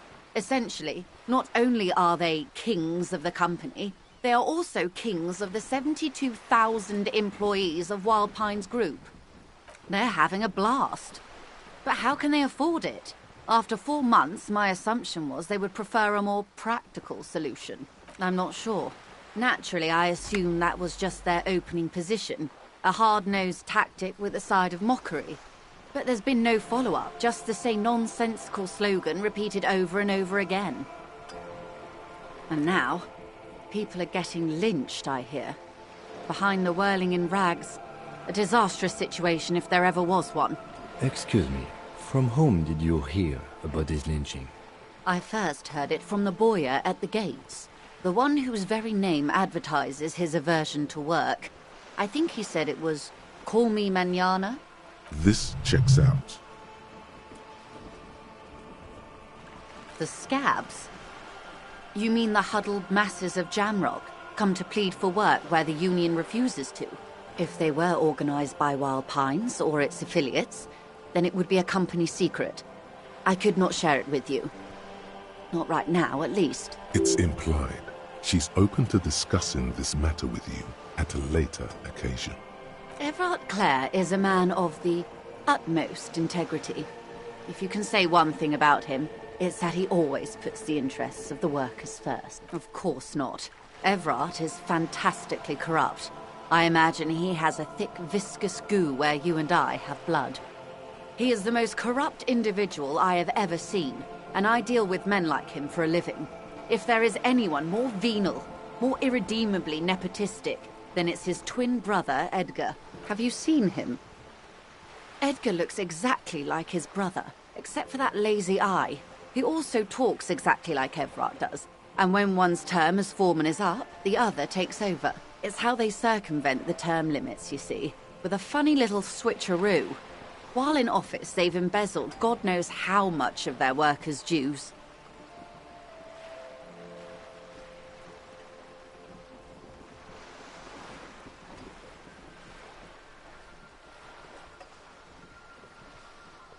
The Débardeurs Union was once a perfectly normal institution.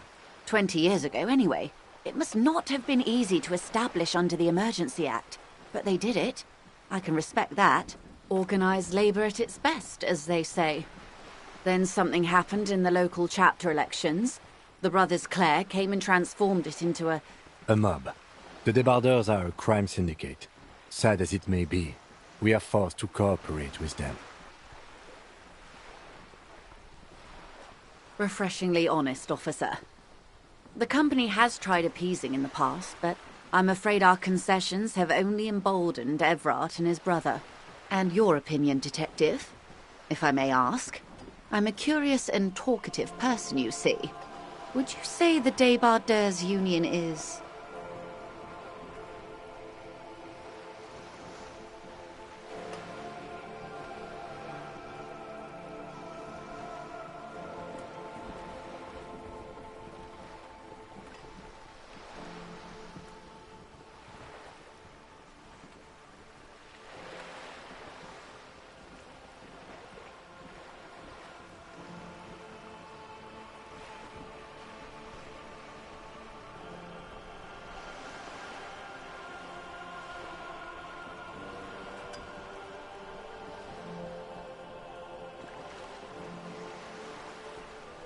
Indeed, and a hungry one. Sadly, Wild Pines have cooperated with what amounts to a crime syndicate for 2 decades. However much you feed the leech always hungers. I'm glad you asked. There was a woman, the previous forewoman of the Union. She disappeared. Disappeared? Yes. On the last day of the local chapter elections, her daughter phoned in and said she wasn't running anymore. Or coming to work. Ever. End of story. Downright haunting, if you ask me. The Wild Pines suspected foul play, but what could they do? It was a union matter. The point of the presentation is, these kinds of things happen around the Clares. Watch out when you're dealing with him. Thank you for your concern, ma'am. We'll be just fine. Of course. How else can I help?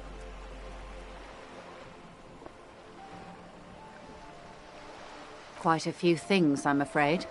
The information I'm to share with you includes sensitive trade secrets. For the sake of my employer, I have to ask for your names and badge numbers. Of course, ma'am. We should have introduced ourselves. I am Lieutenant Kitsuragi, from Precinct 57. And this is my colleague from Precinct 41, Detective Dubois. I'm afraid Harry doesn't have his badge at the moment. I hope mine will suffice. Oh. And what happened to yours, Detective? Awkwardness washes over the conversation. The woman doesn't like this turn of events. I see.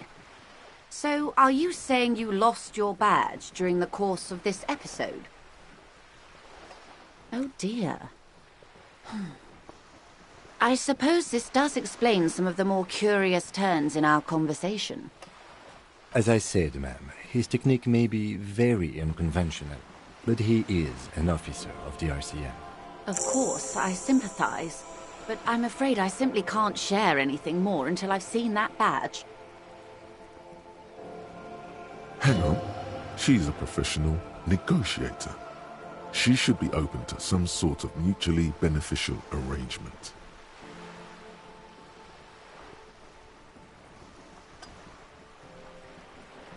Of course, the situation is extremely volatile.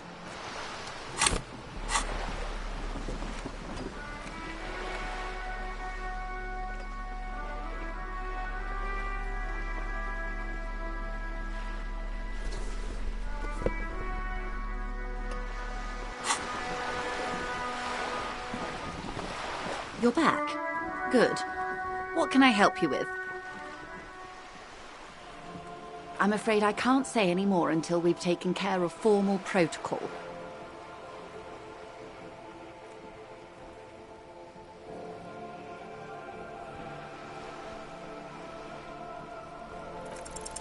She's a negotiator. Just float a favor at her. Insinuates. I will be frank with you. If I'm going to break protocol, I need to be able to justify it to my superiors. They're going to want to see something very tangible. You're in, but expect her to drive a hard bargain. Reports from inside Terminal B suggest it's a hub for the local drug trade. This is an open secret in Martinez. The Union controls the terminal, so it goes to reason. They're profiting from this trade. The company has tried looking into this matter before, to no avail. Perhaps someone with your authority and resources might turn over the right stones.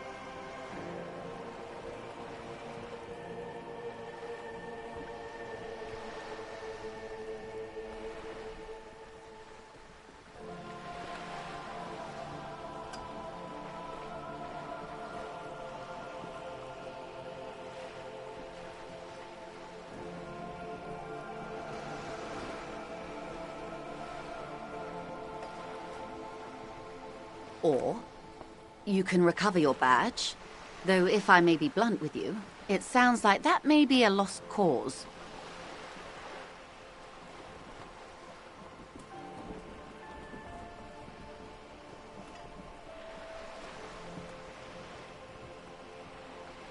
Detective, a word in private before we continue.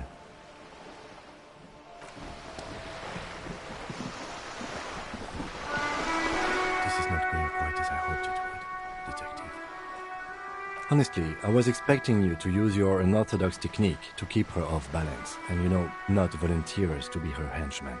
This woman is running circles around us. She might have known about your misplaced badge all along, or she's simply an adept improviser. Either way, we've played straight into her hands. He doesn't let it show, but there is a limit to how much the consequences of your unprofessional behavior can cost the investigation. Oh. That would be fantastic, but do we have the time? The world is large and your badge is 8 by 6 centimeters. You could request a new one from the station, but that would literally take months.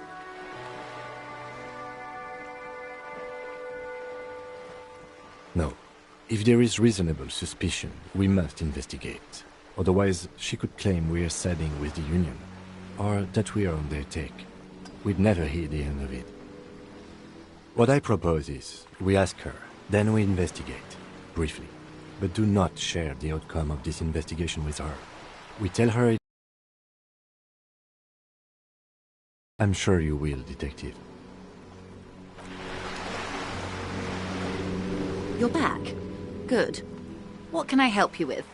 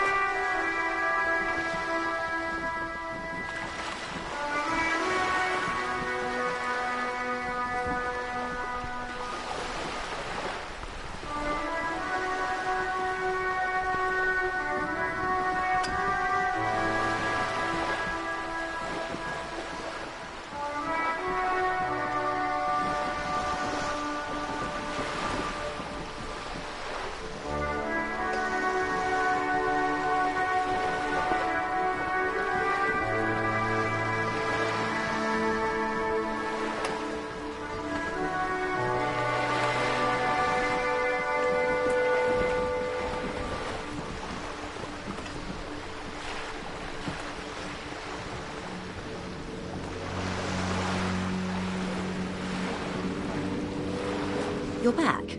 Good. What can I help you with?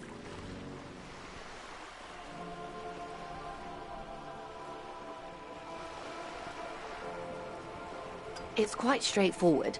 Someone is using Terminal B to smuggle raw ingredients from the Samaran Isola into Revachol with the Union's blessing. Wild Pines has suspected it for years. Ingredients for what, ma'am?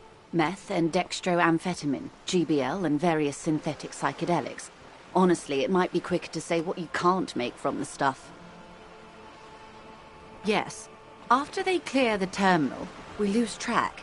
The actual production is taking place at various sites in and around Jamrock Quarter, north of here. Wild Pine seems to be well apprised of the local drug trade, ma'am. Do you mean to say the Union also produces the product? Sells drugs, I mean? We're in logistics. It's our business to know. And no. As far as the company knows, the Union does not produce it.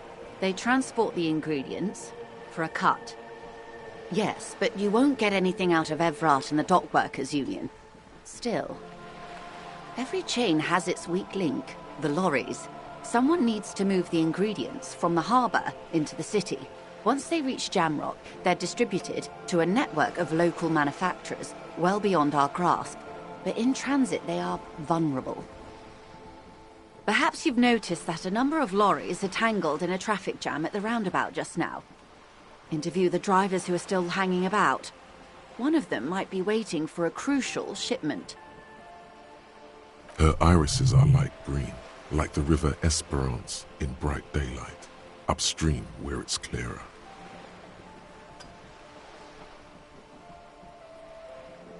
I'll be explicit. If you find this driver, I will share company secrets with you.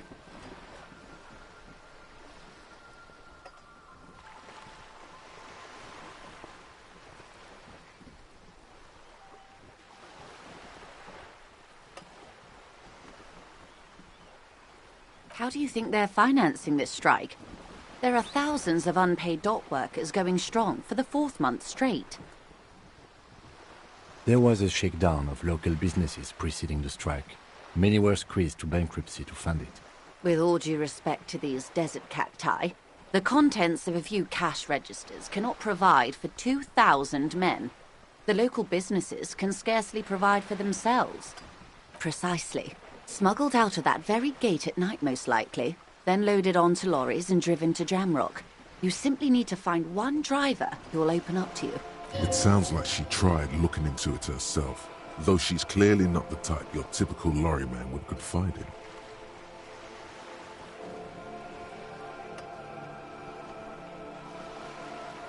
in. No. We asked East Motor Track to raise the drawbridge. The road company is a partner of one of our subsidiaries. However, this is a limited time opportunity. Once the complaint has been processed by the Trade Committee, they'll have no choice but to lower the drawbridge, and the operation will continue. Thousands of litres of raw ingredients will pour onto the streets of Revachol. Not the east across the river, but the west. The vulnerable, the weary.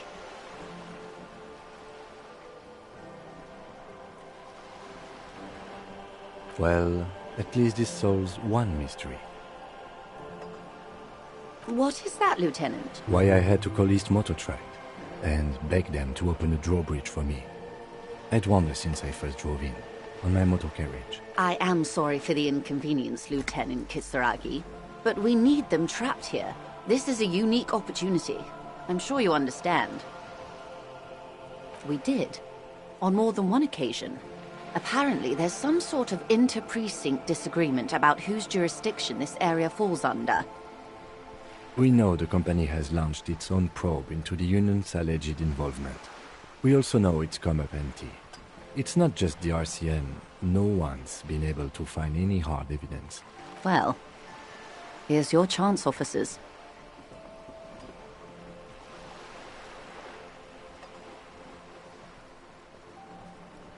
The two might even be connected. Or not. Though, if you have evidence to the contrary, I'm eager to hear it. As eager as I am to share it, Lieutenant, once the job is done. Yes?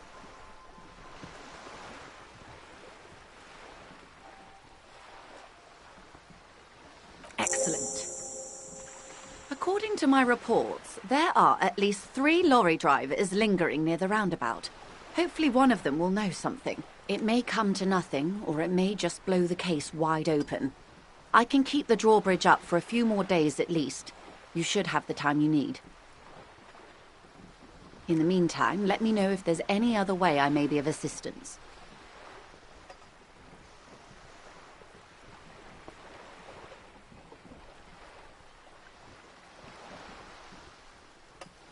You have?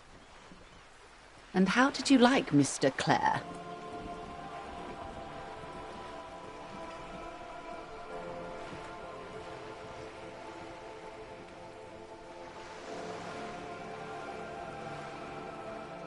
Of course, Detective. Excuse me for implying otherwise. The RCM does not pick sides in this. I hope it doesn't come off any other way. Of course. And I don't expect you to share anything he told you with me. I'm not a corrupt verm myself. However, if you felt like discussing something, how could I stop you? Are we not human? Are we not curious to hear another person's take? It's only natural. We would only be gossiping. Intellectually speaking, it would be quite interesting to hear what she has to say about these things. Tell her she'll like you for it.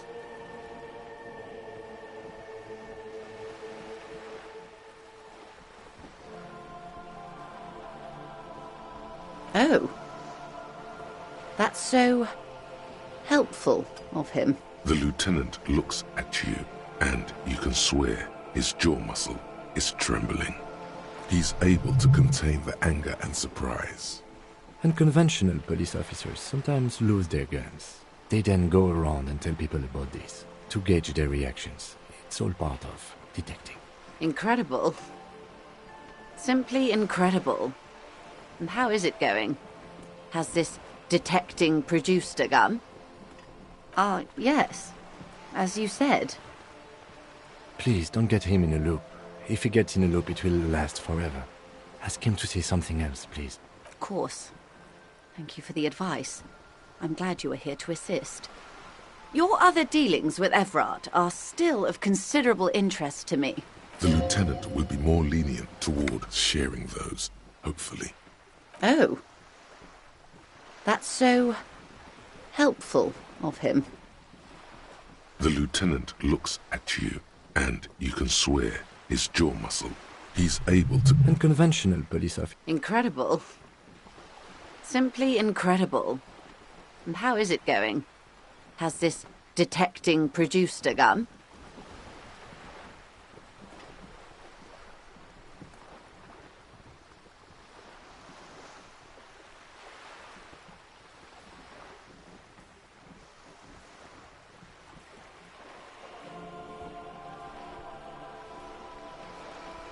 Well, maybe he's not as... Of course, until then, is there anything I can help you with?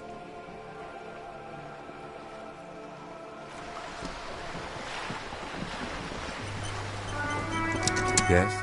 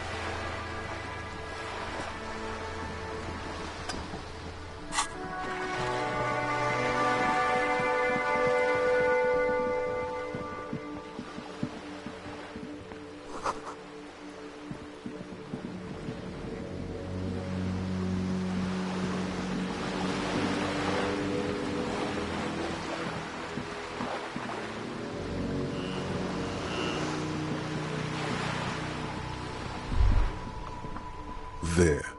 Working class drunk. You know what this means, right? Cracked it. All in a good day's work.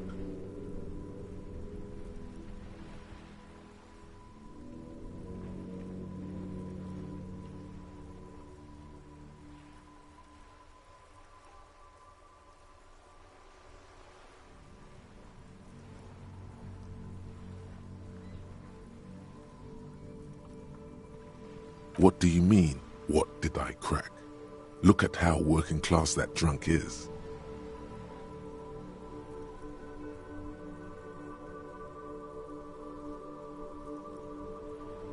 Yes, and you found him. Now go and tell the working class woman. Protect and serve, recruit. There's no need for champagne when there's honor, recruit. Go and tell the working class woman what you found, right now.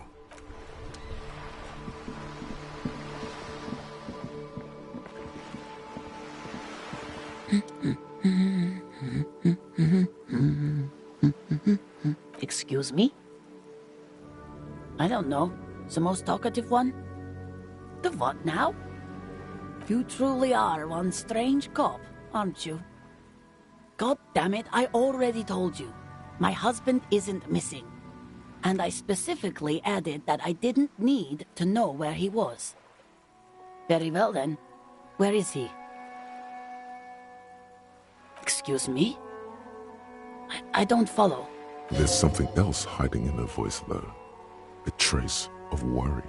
Right, 'cause working class women come with alcoholic husbands. You know what? Remember, about that what. Never ever say what.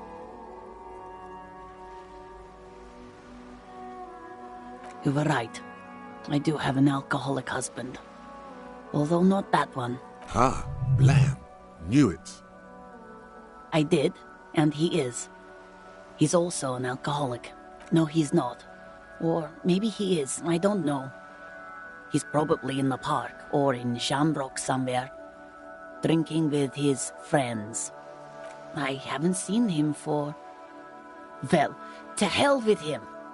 There. She's worried now. I wouldn't be so sure. Man, just to be completely clear, do you want to report it to the police? Report what?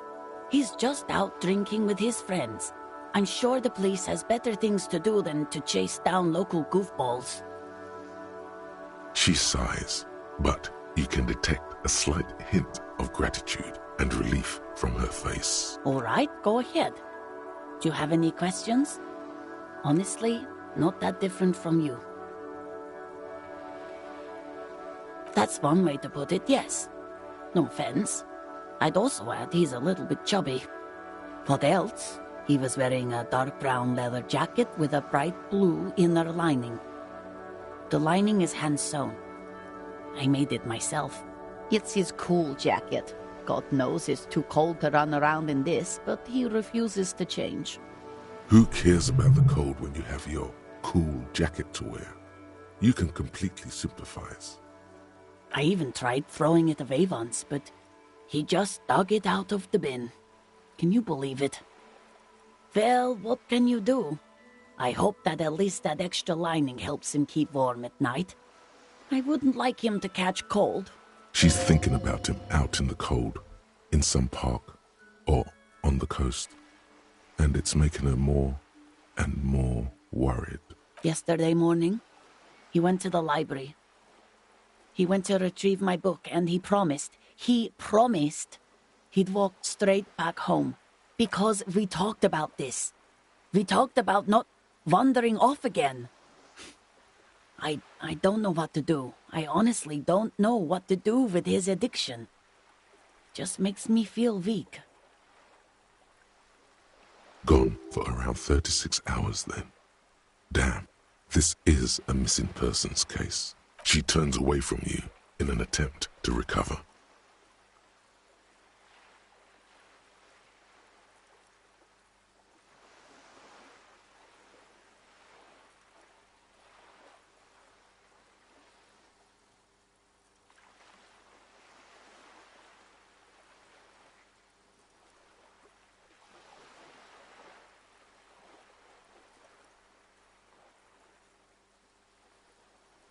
So you are going to look for him?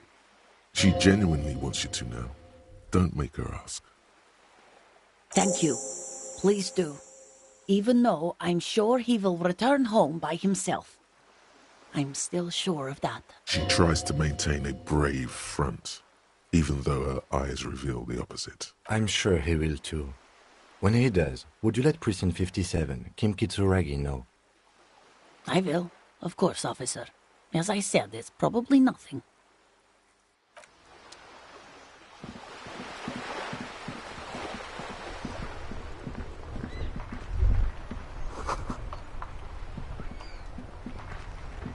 The worn and beaten wooden planks of the bench do not look overly comforting.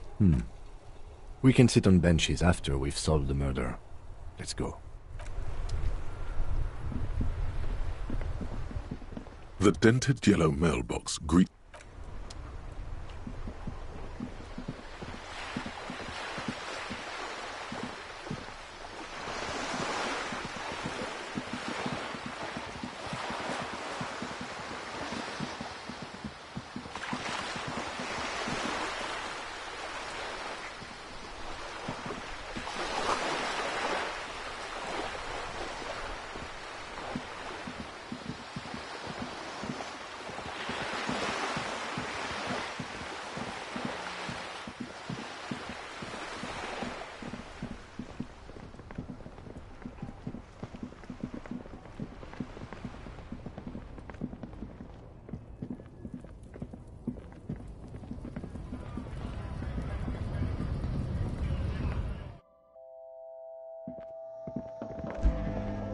Welcome to Frit. What's that magazine she's reading?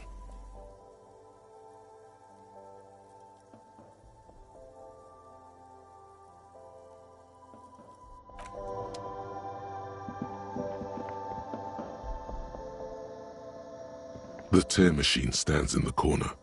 A sign says, 1 bottle equals 10 cents. Your bottles clunk into the machine, and the money appears with a satisfying jingle.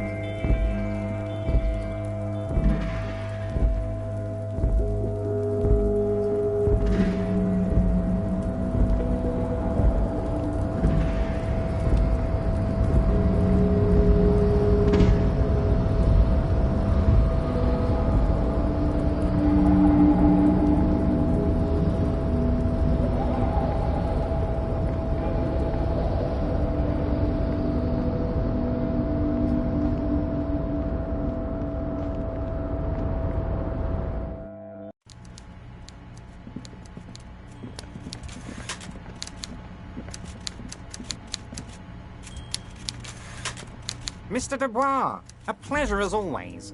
You don't have to sit down this time, since you've already sat on that chair. A fantastic change of heart, Harry. Go talk to Manana down by the gates. He'll brief you and give you the key. Just open one little door. You don't need to go in or anything. I just want that weasel to come home and see the unlocked door. That's it. Anything else we should discuss? See you soon, Debarger. Just keep...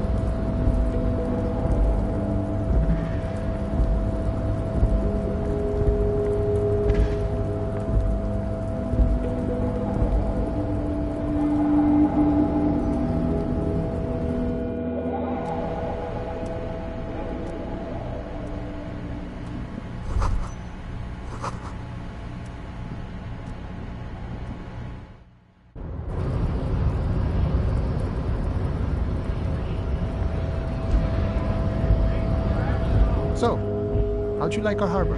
You've been in there, he means. Talked to the boss man too, probably. It's but a rest area on the path leading across open plains. Right, you talk to the boss, eye to eye, like men of the plain.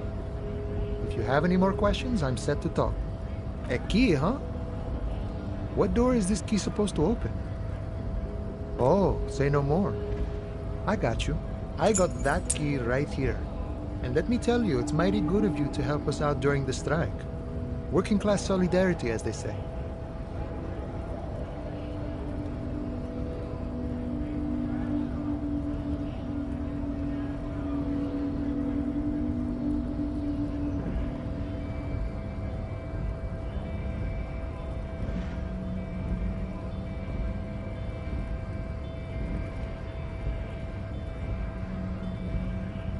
I knew this man was a commie. And it's a good thing you're doing too. Thanks. What you're looking for is a basement door behind the greenhouse. That's behind the Wailing in Rags. That's all I know.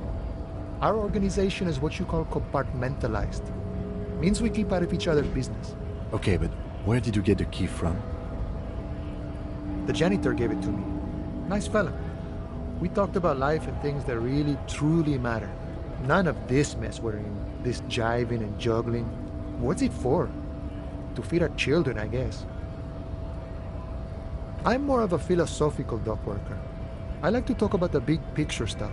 Who I am, who you are, what we are fighting for. He means he's not going to tell you, cause he doesn't know.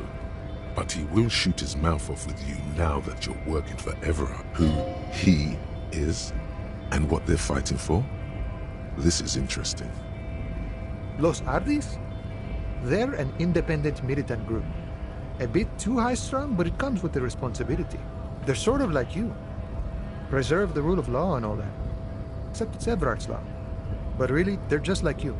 Is he actually comparing you, an officer of the law, to some neighborhood vigilantes? Come on. He's just trying to keep the peace.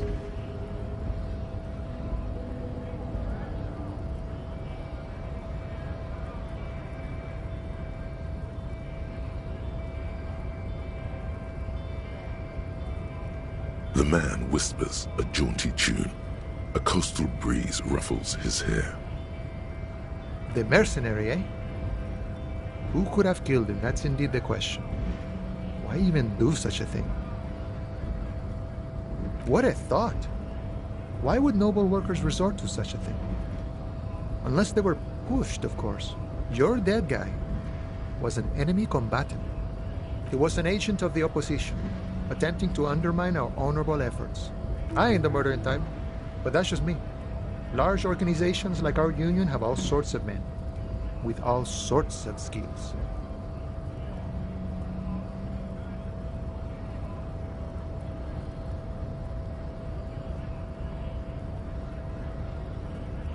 He's not lying about not doing it himself.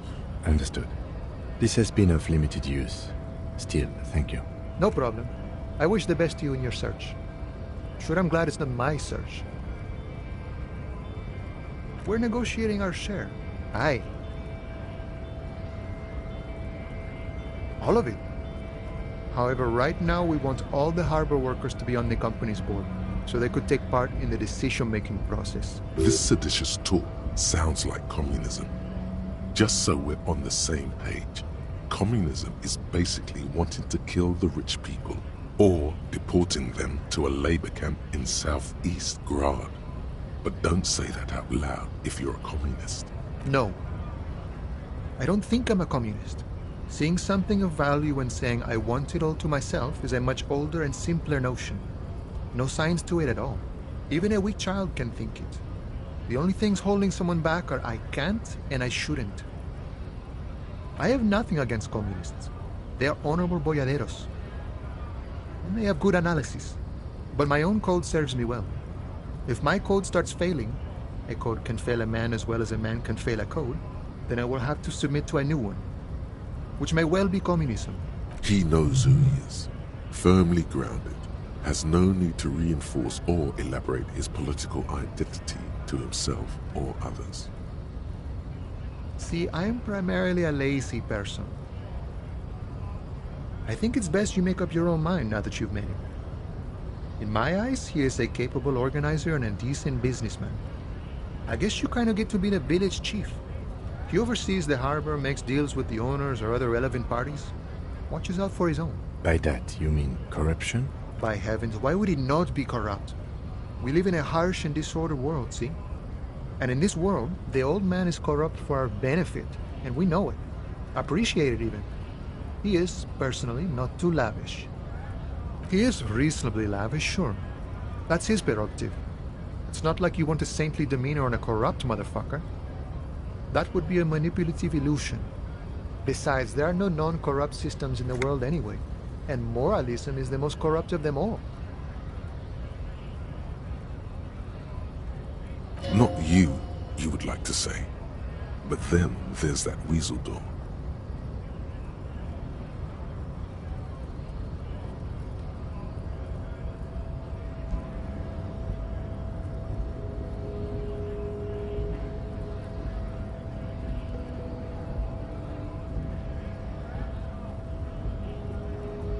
This man has political theory, and it has not failed him today.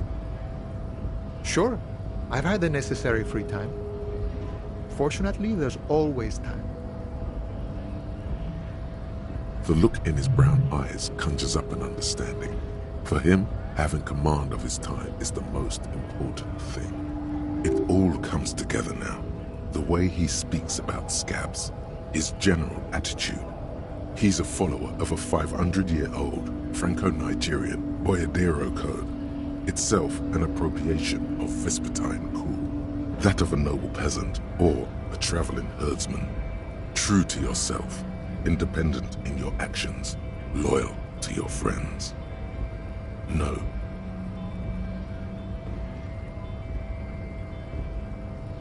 No. The man sits on the railing, his hands reaching far and wide, yet it feels as if he could effortlessly go.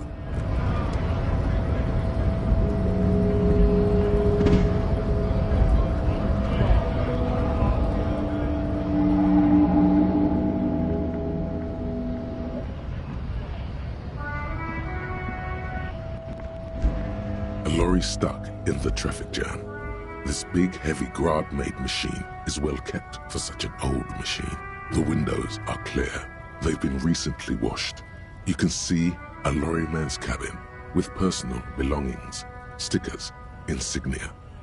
The driver has adorned his space with a substantial collection of peculiar paraphernalia. Proclamations about honor, strength, and purity are glued to various panels. A large metal pendant hangs from the rear-view mirror. The pendant features a sun crowned with wavy rays. The back end of the cabin has a small perch to sleep, large ashtrays.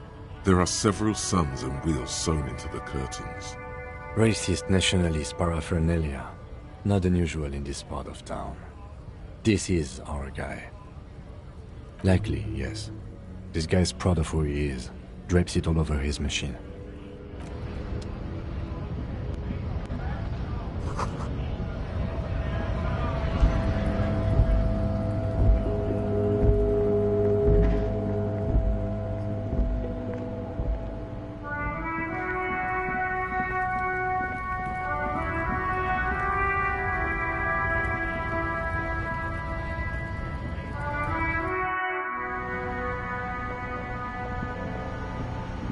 The tear machine. Your bottles clunk into the machine, and the money appears with...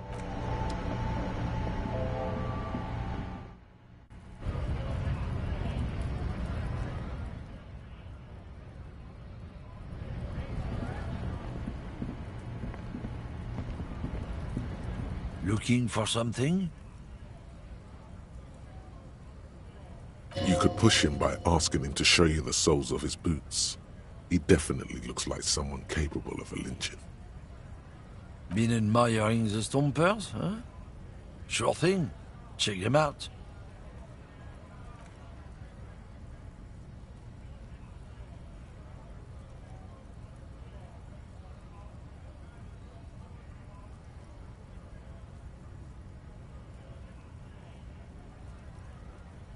On the bottom of the man's boots, you see an intricate tangle of treads with no immediately discernible pattern. The wind howls over the Bay of Revachol, a cascade of cold air flowing through the city streets. Those same streets have left their share of scuff marks on the underside of your green snakeskin shoes. It sure is. Custom made. Cost me a pretty penny.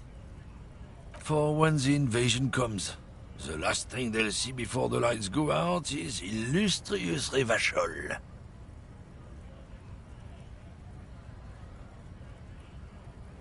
It doesn't look like the lieutenant cares. He just makes a little note. No, it's not like that. You don't get it. It's when I kick them, you know?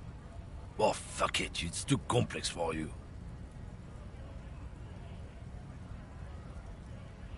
Drugs?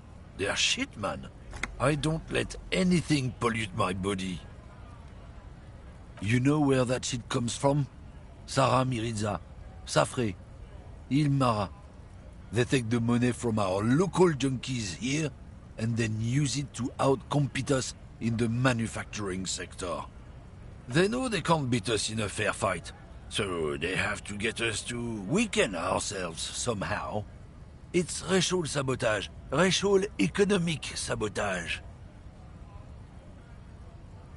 Oh, I don't go for that foreign piss. Proper booze is made in Mundi. Or sometimes, I like a dram of that Yugograd vodka. Koikos and worse much, but they do no booze. He eyes you warily, unsure how to respond. This goes on for about 2 seconds. Then... I don't know shit. And if I did, I wouldn't tell you. What do you think? I can't leave the lorry unguarded. Stuff's been getting looted lately. It's those little kips sneaking around at night. If they touch my stuff, the bosses will be on my ass like ass cancer. There was a bunch of spilled boxes in the back of a big lorry nearby. Yeah, I knew that guy. He was an honest driver who loved this country. We were having a good debate about genetics at the Wheeling in Rags when some kip boys smashed his lock and took damn near everything. Lost his fucking job over it. Since he left, I haven't had anyone to talk to. It's a fucking travesty is what it is. Isn't it obvious? Fucking Sealang, that beady-eyed South Samaran. His little side business is a scam. Drugs as well. He's a Samaran guy who likes to pretend he's some kind of businessman. Really, he's just selling his employer stuff.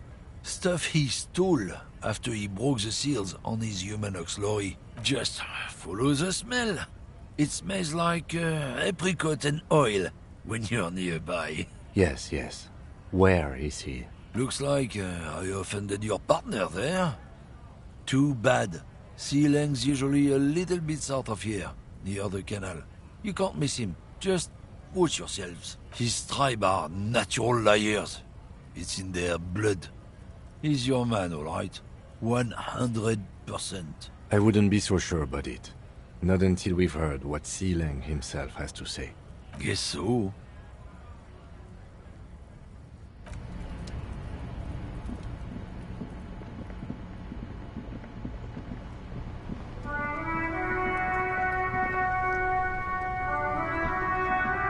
Now it's turning into a kind of a snow limbo, man. What's on your mind? Ah, man. Me and narcotics go way back. Had some good times surfing the psychic waves of my own consciousness, you know? But those days are behind me. There are other addictions in my life now. Why the inquiry, my man?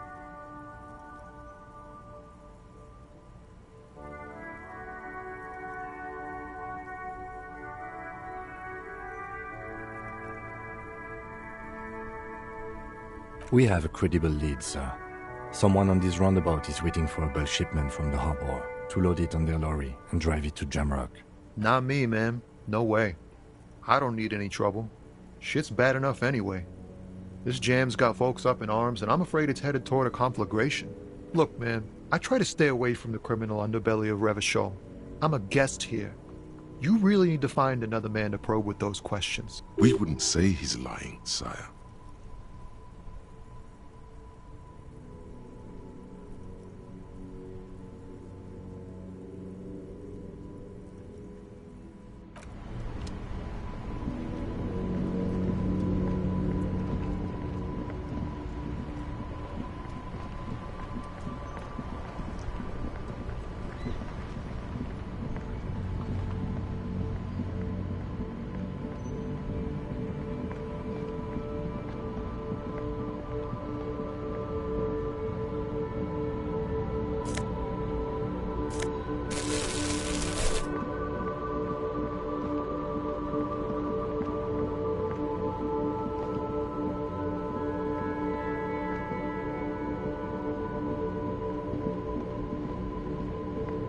You see a Samaran street vendor surrounded by a motley assemblage of goods.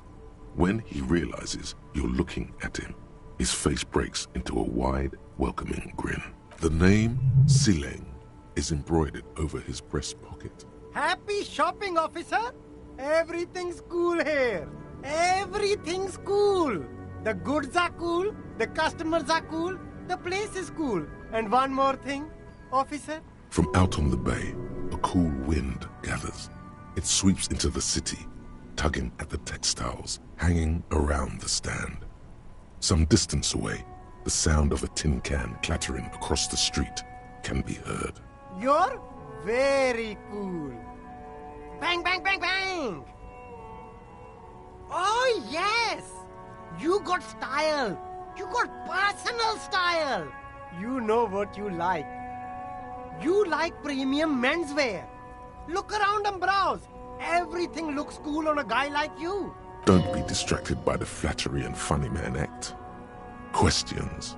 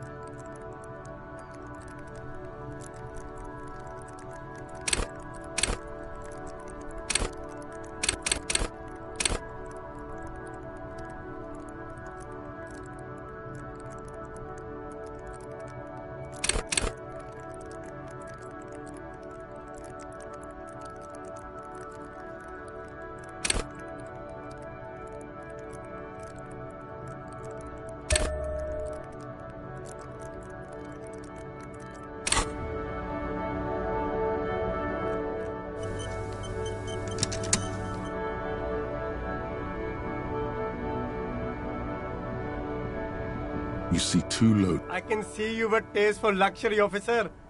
Can't keep your eyes off those sneakers?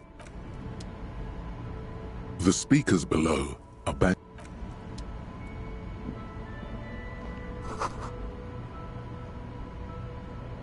Everything's still cool here, officer. No need to dress this way. Oh, okay. But why, officer? Ah, yes. Money is very important. Are you trying to ask for a bribe? If so, you're not doing a very good job.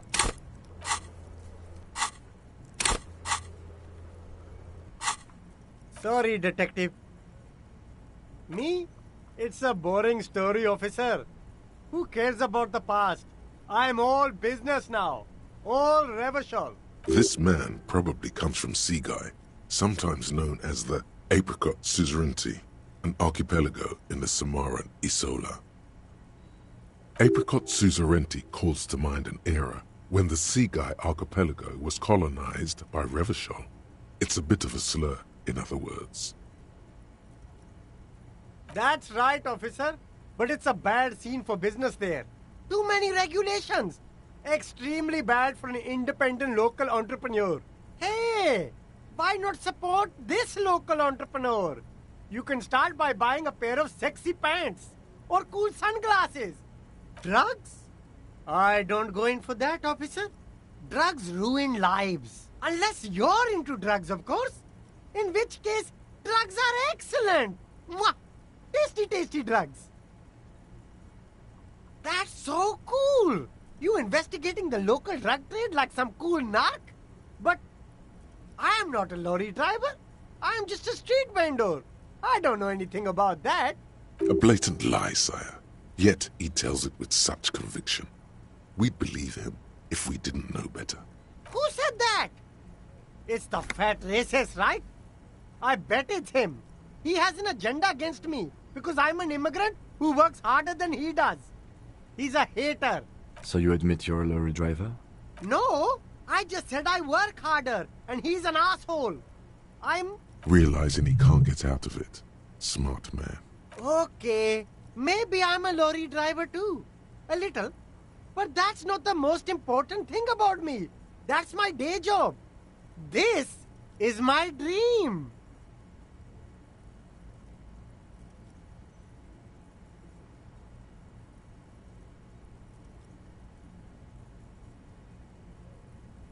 Exactly! It's such a small part of my life. It's in the rear view mirror now. I'm climbing out of that hole with ingenuity.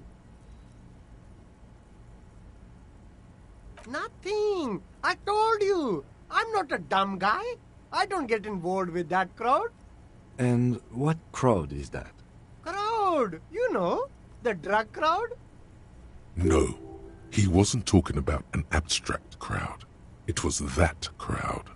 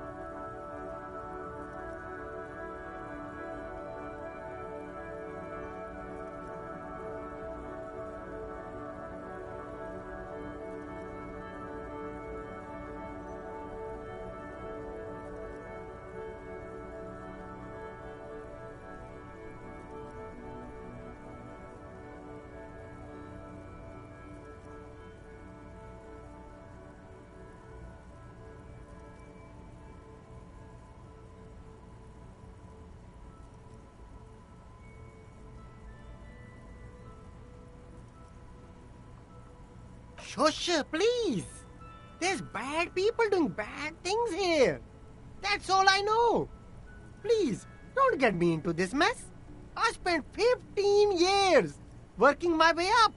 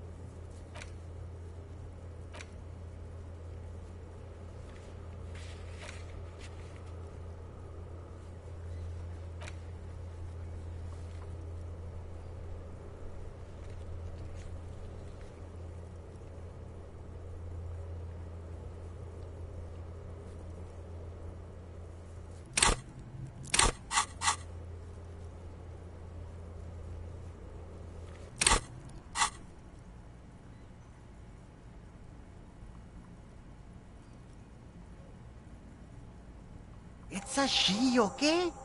The other drivers call her the lady driver.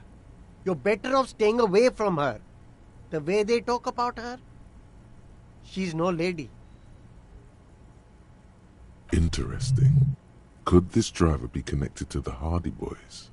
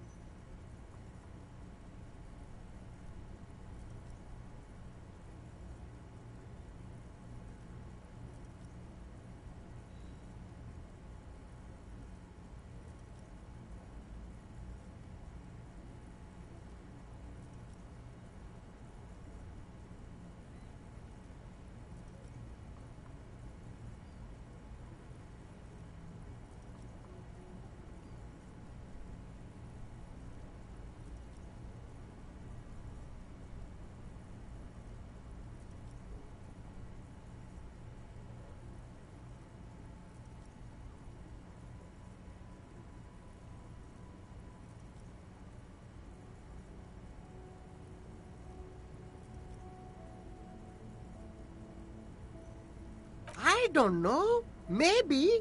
If she is, I haven't gone near her. It could be. She was strange. He's not ruling her out.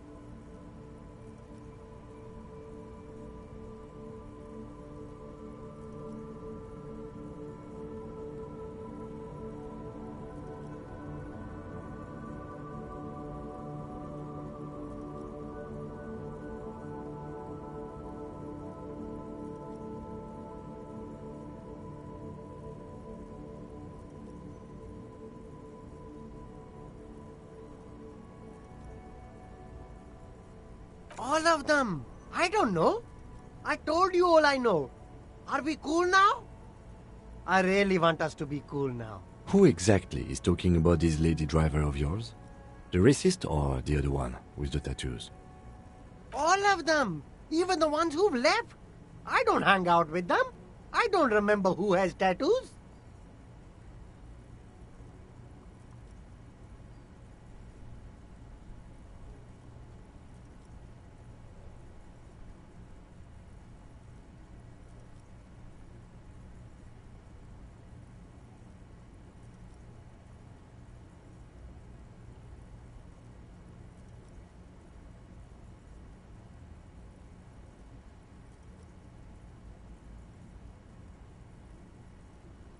I don't know. I'm not local. I don't know anything about that. All right. I scored. Let's cap this off with a purchase. You can walk away from here with funky sunglasses, detectives. Both of you. You deserve it. No need to... Oh, okay. Are you trying... Sorry, detective.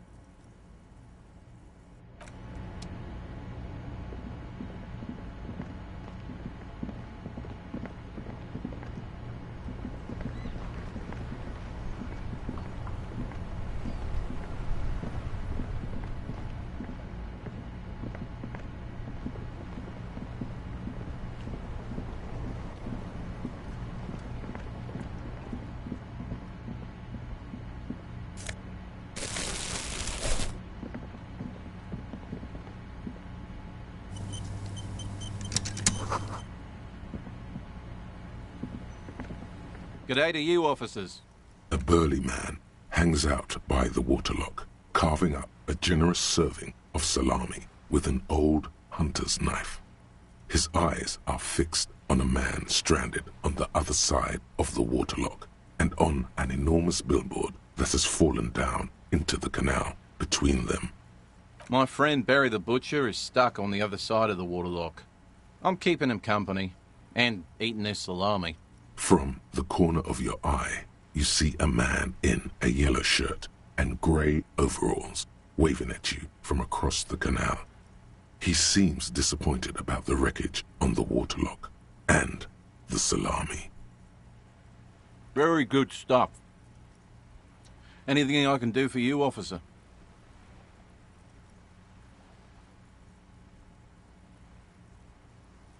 I wasn't here to witness it, but those look like tire tracks on that sign.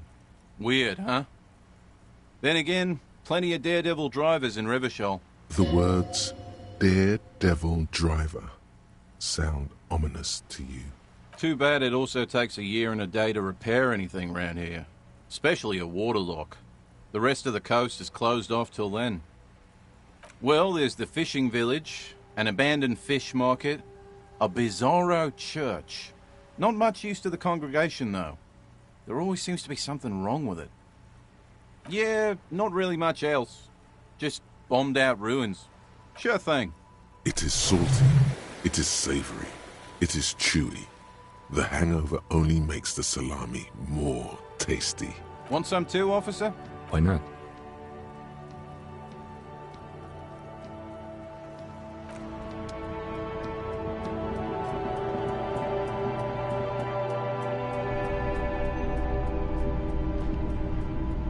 Hello again. How can I help you?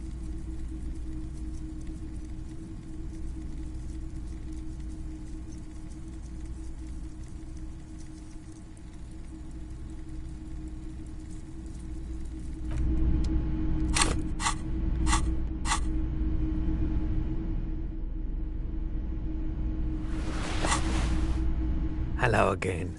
How can I help you? Nope, still no clue. You obviously haven't been doing enough drugs lately.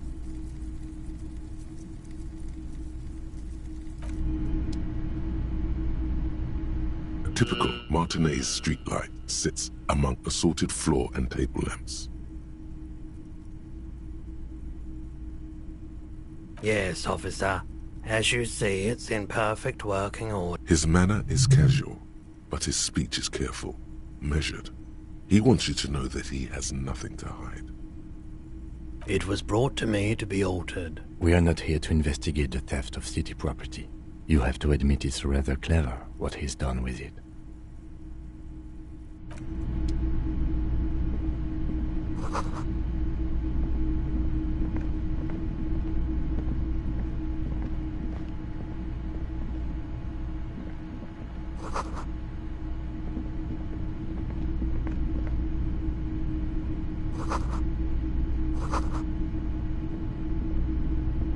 You see rows of toy soldiers guarding the rest of the trinkets displayed on the table.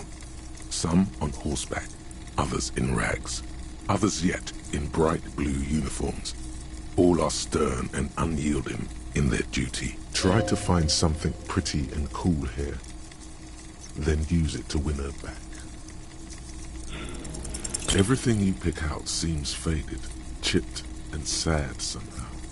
Most of them are just broken toys. Yes, buy something nice.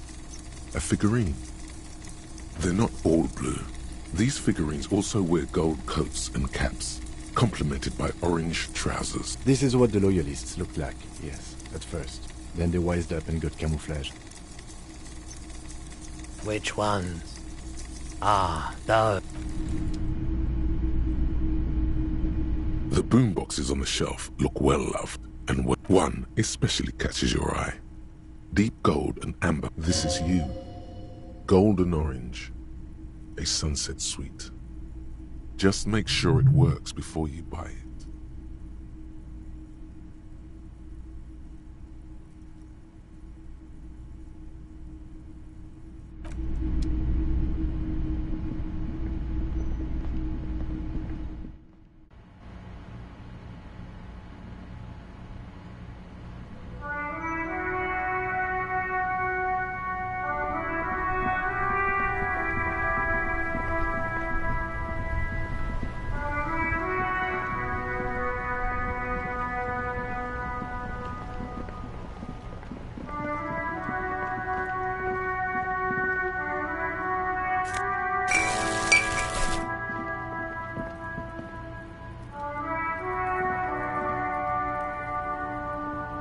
You see a set of tire tracks in the brown slush that covers the plaza mosaic.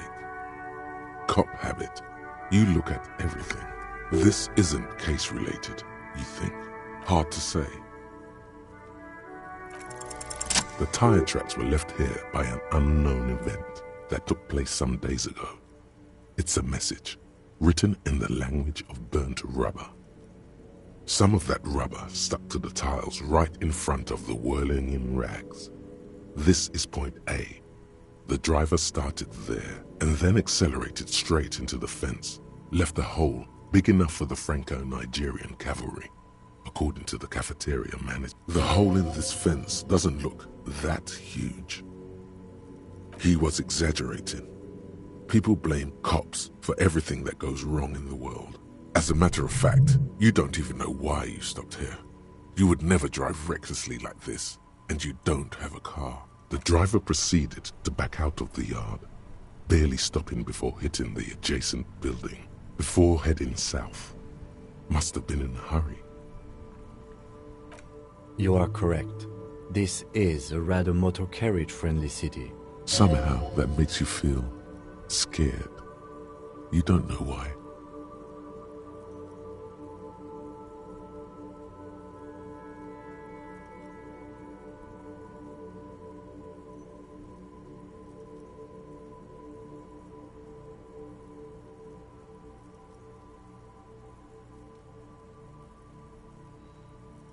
I'm not sure. There are plenty of traffic accidents waiting to happen in Martinez.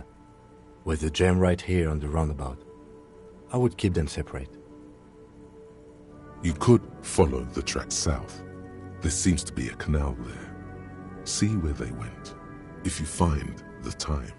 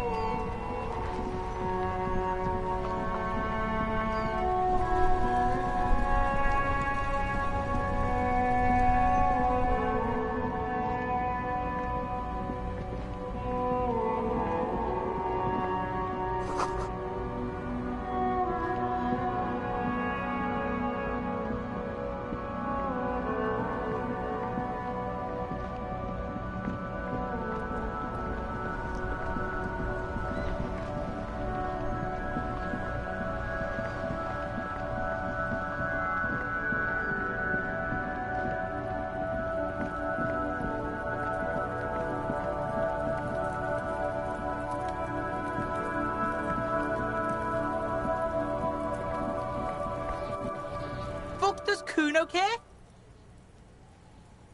Yeah? The Kingdom of Kuno? The fuck do you want with it? Yeah, whatever. The fuck about it? Kuno doesn't give a shit about the armor. That fucking had one thing majorly wrong with him. He's a fucking mutant. Do you remember how he looked?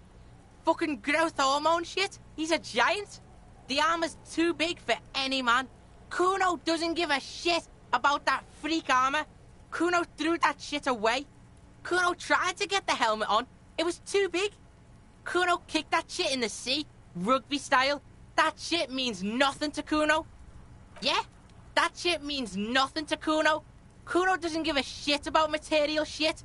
Kuno's a fucking monk. You wanna fuck on someone about that armor? Go fuck the mustached union fuck. The jolly troubadour shit at the gate.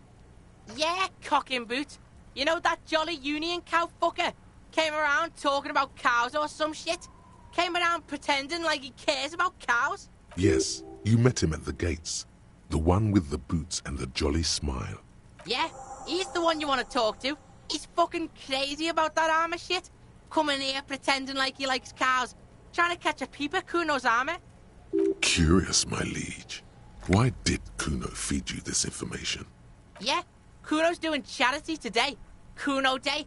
Kuno feels sorry for you two loser pigs. Kuno's doing pity now. Still, seems suspicious. He may have it in for that guy. Or you may be paranoid. That is also a possibility, sire. You're Get lost! Kuno doesn't fucking care.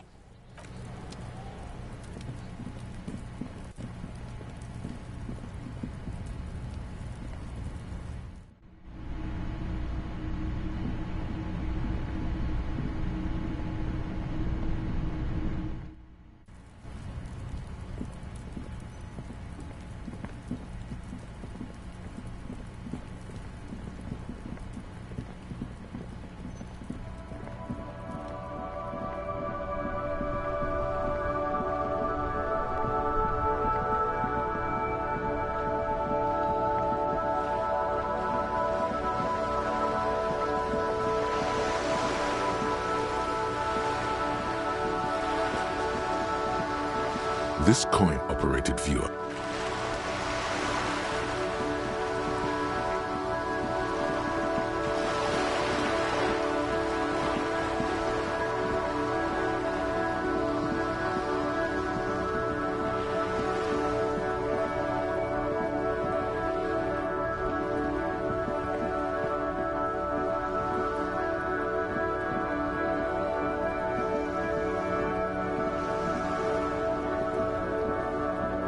just an ordinary war.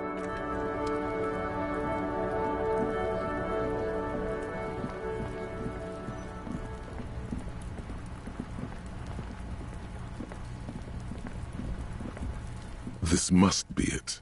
The basement door is weather-worn. The copper nails holding the upholstery in place have turned green from sea air, and there's a knocker shaped like a lion's head. The leather upholstery is worn and rough against your jaw. You don't hear any movement. In fact, it's oddly silent in the yard around you. No birds chirp. You try to be as silent as you can. It takes a bit of rattling of the handle to loosen the bolt. Finally, the door unlocks with a small clack. Thoughts race through your head. As you hold the open door, you can feel the air moving. A little draft, a whistle.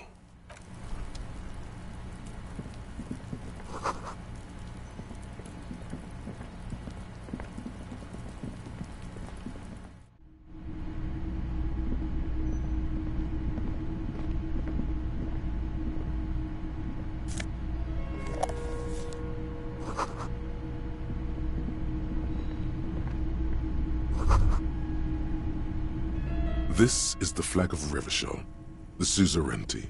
This isn't just one sun, but there are little suns dancing around the big sun. It's an optical atmospheric anomaly the first settlers saw. Happens in cold weather. 6 small suns around the big one. This complex halo phenomena is how old Revachol got its flag. Mm-hmm. The tenant is an old-fashioned guy. By old-fashioned, he means very right-wing. The flag doesn't seem to mind. It's just a colorful fabric with a sun sewn onto it. Like all feudal flags, it looks like a children's drawing.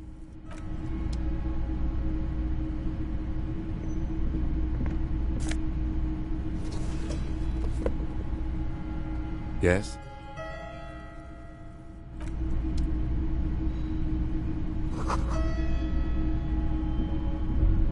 A row of mugs sits on the shelf. Each one depicts a human figure. A dark-skinned woman grinning amidst mysterious symbols. A broad-shouldered man shoveling potatoes, and others. A little ring. Though cheerful, the images on the ceramic make you vaguely uncomfortable. The images betray a lack of interest in human beings. They are merely unflattering caricatures. The owner of these mugs doesn't like people of other ethnicities very much. This person is unhappy. The lieutenant picks up one of the mugs, then puts it back down with a look of disdain. I'm beginning to feel better about breaking into this man's apartment. Yes, your broken mug friend would feel very much at home here. The same humor, the same mocking lines. There's the missing tin soldier. Whoever lives here might have used the Whirling's container to dump his trash. And now they've drawn the ire of the Union.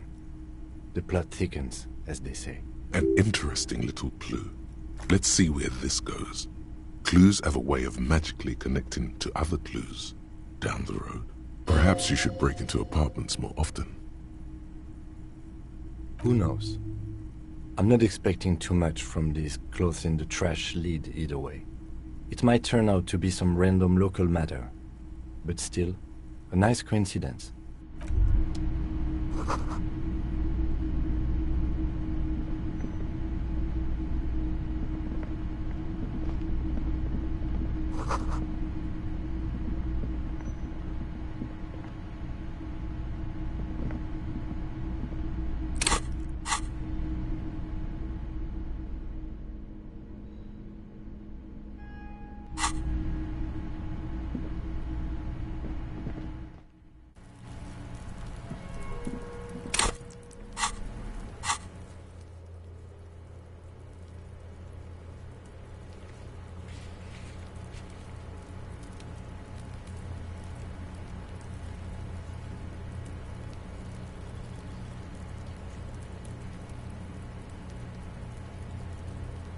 It's been a weekend now, they show.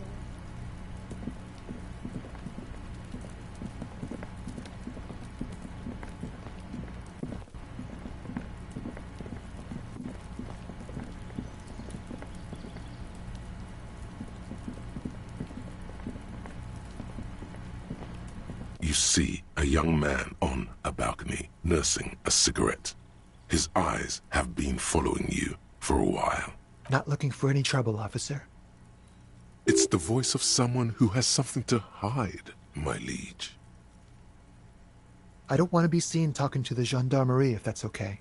I just want to finish my cigarette. It's the god of cigarettes and youth.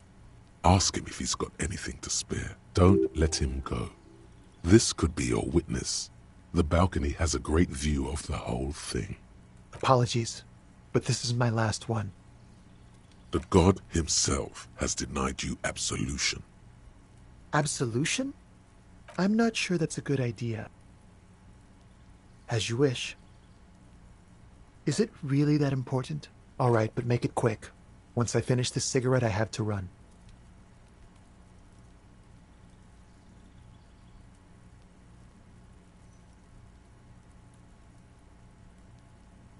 I can tell that you finally got him down. Thank you. It was quite a disturbing sight, even by Martinet's standards. What were you doing last Sunday? Oh. You already asked me that, didn't you? No, not you. Some more muscular type. And when did you speak to this more muscular gentleman? Last week? I don't know. Look. A downy blanket of white to cover up the miserable poverty of the scene. You didn't answer the question. What were you doing last Sunday? I had a friend over. He was my Sunday friend. A Sunday friend? How intriguing. Makes sense. Friends are nice on Sunday. You don't have to work. You can just spend time with pals, watching rugby and drinking beer. He doesn't reply, gesturing no with his cigarette. Under the grey sky, snow continues to pile on the neighboring windowsills.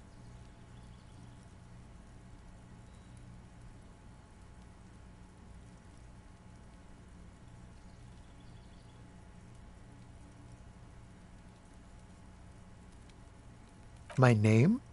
My name is Martin Martinez. That's definitely not his real name. No, of course not. Could you please lower your voice? Ask him again. And I really need to finish this cigarette. But he hasn't left yet. Help you? No, sorry, gendarme. I have to run. I can tell. What were you doing? Oh. You already asked me that, didn't you? No, not. And when did... Last week? A downy blanket. You didn't... It was my... A. Makes sense. He doesn't reply, gesturing no with his cigarette. No. We won't. Now, if you'll excuse me, I really need to get going.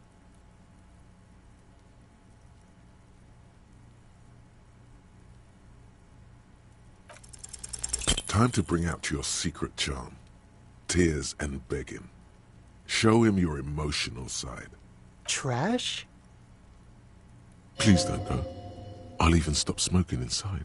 Listen, I really have to go. Ah, there it goes. Wasted. You would have gotten at least a...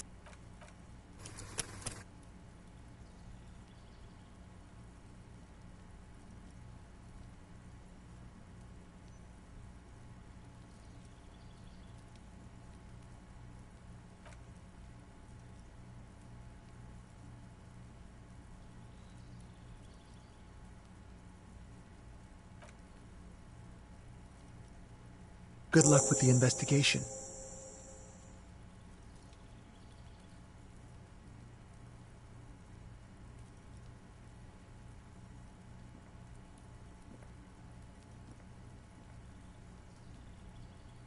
He's gone. No point in running. Tenements like these often have multiple exits. If he doesn't want to talk to us, then he'll know how to hide himself. He could be a witness. Him or his Sunday friend. Either way, we need to look into that muscular type who's asking about our case. There has to be a way of getting inside the building. Let's go check out the door near the pier again. Once we found a way in, we can ask around for his apartment. A stone, like any other, lying in a whirl of sleet and mud. Maybe there's something under it. There's a key beneath it, rusty from the dirt. This must be for the front door. Pity it doesn't have the apartment number on it. This building has hundreds of apartments. We'll just have to go in and see.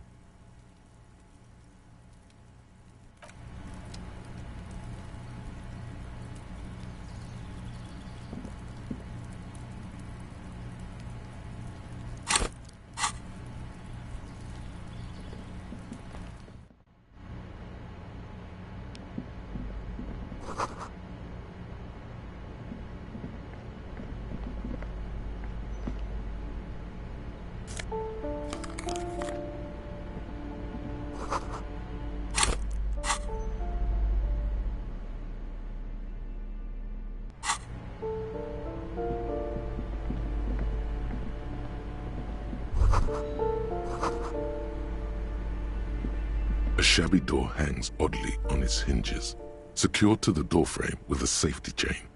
An unpaid energy bill is attached, threatening to cut off the electricity. It's addressed to Mr. Uno de Reuter. Your heartbeat quickens, palms go sweaty. The siren of amphetamine is singing you her song.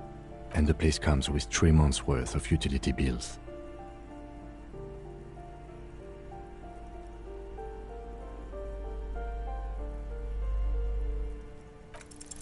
Snip. The cutter goes through them like dead leaves. I know there's no stopping you, but let's at least make this quick.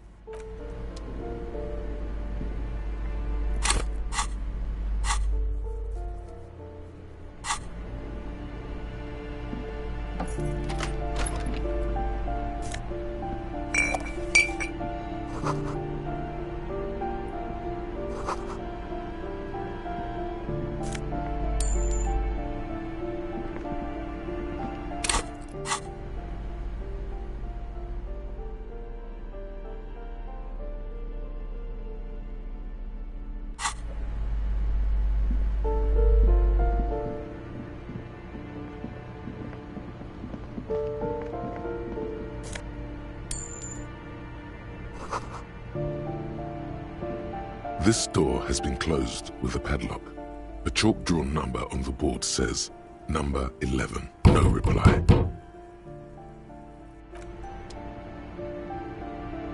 This door it's a solid lump of metal, but the shackle is deeply corroded. A solid pair of chain cutters would make short work of it. You seem committed to it, so go on. The shackle snaps like a twig, and the lock falls to the floor with a little thud. It should be possible to enter now. After you, detective.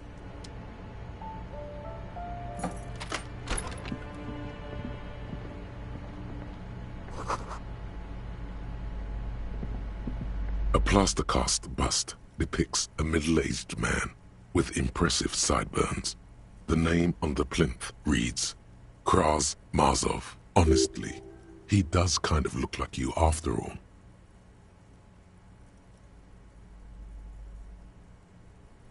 Hold on a second. Is this why you broke in here?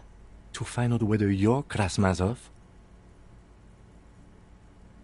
Sure it is. Well, you both do seem to share an affinity for sideburns, but it seems like old Kras here didn't drink nearly as much as you. You do, but that's not the point. The point is, he doesn't look like you. Ah, very well. Let's look for identifying features then. Doesn't he have a birthmark right here? What about you? Alright, but here's the big thing. Krasmazov looks Samaran, and you don't. Good, so you're not him. It's decided. You are not the most famous philosopher of the modern period.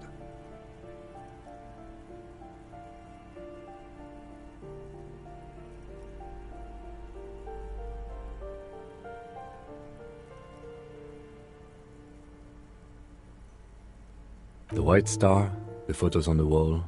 I think we have broken into the apartment of a young communard. How fitting. Whoever lives here definitely shares your enthusiasm. There aren't many communists around, not after the revolution. Some youth still keep the ideology going, it seems.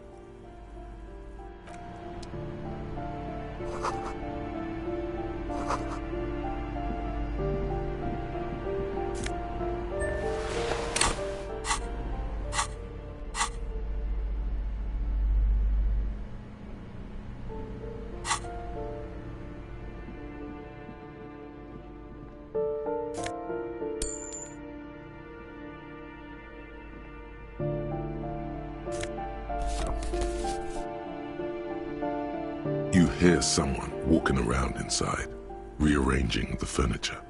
The number on the panel says 10.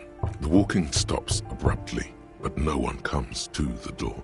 You can feel tension on the other side. A poor communard, from the looks of it. The room is barely bigger than a closet. Do I have to open the door? Do you have a warrant? I'm not obligated to open the door if you don't have a warrant. Let's go. We don't have a reason to get inside that apartment.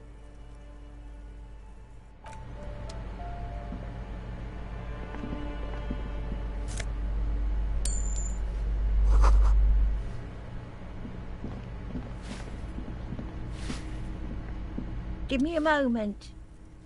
The cold never does any good for my bronchitis. I'm fine. Fine. Don't you worry about me. You're still worried. It's very worrying. Now, what do you want from me, policeman? She's the cleaning lady. She knows the floor plan and the residents. Yes, yes. I know who you mean. The scrawny boy who's always smoking like the devil, right? Somewhere in the building, a child starts crying. You hear a radio tuned to a talk show and someone taking a shower. What's he in trouble for? Talk? What was so funny about that? He lives upstairs in room 28. Go to the balcony. It's one of those doors there. He's usually home in the evening. Thank you. We should go check out his apartment on the balcony. See if he's home. The waiters are at the end of this hallway, right next to the communal bathroom. I'm no one, just an old woman who cleans these hallways. If you can call it living. I have a little room upstairs right next to the coal room. It's barely bigger than a closet, but I don't complain, no. I have my bed and my aching bones to keep me company. And all she gets, too. The coastal wind beats down hard on the coal room door outside. Splashes of waves make the balcony slippery. She hasn't spoken to anyone for a while. Even her sentences feel rusty. Ask away, policeman. No one lives there. It's been empty for months.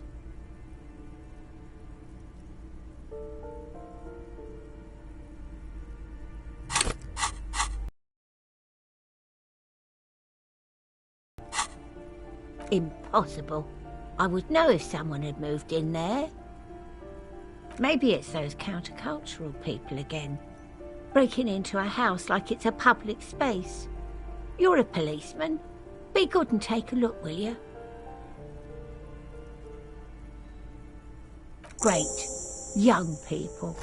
They're worse than rats. You know, always littering the hallways with trinkets and empty beer cans. Oh, that one is a scientist, a future scholar. I think he studies astrology at the community college. It's something to do with all those stars around his door. He asked me to leave his drawings up on the wall. That's what I said. Astrology. The lieutenant shakes his head, as though to say, let it go. Come on, people. Try to keep up any standards here. It's not about stars. It's... forget it. I don't want to talk about Dewaiters. Addicts. All of them. And sometimes I hear them screaming. They don't like me cleaning behind their door. Think I'm listening in on their fights. It was dirtier there, after the janitor's closet. She avoids the end of the hallway. We saw unpaid utility bills. Aren't they going to be evicted? No one likes them in this building. It's only because of the kids they haven't been thrown out. I don't like talking about those people. She mumbles some kind of a response, then hacks something into her handkerchief. Jamais vu. Derealization. Jamais vu. The opposite of déjà vu. Not already seen, but never seen. Everything that should be familiar appears strange and new, like some half-forgotten day in your childhood. Only now. That's the feeling you've been having. And for who knows how long. You should go and ask Joyce Messier about this. What world are we in? This is a fundamental question.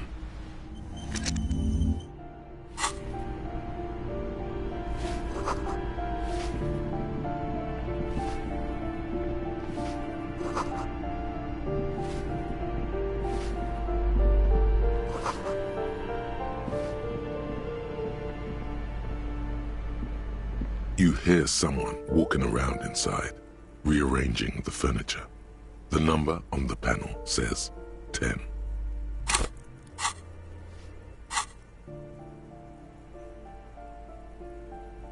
Excuse me? Of course not. There's no sweet talking your way in there. Be official. Oh, come on. Well, that was easy. That was smart.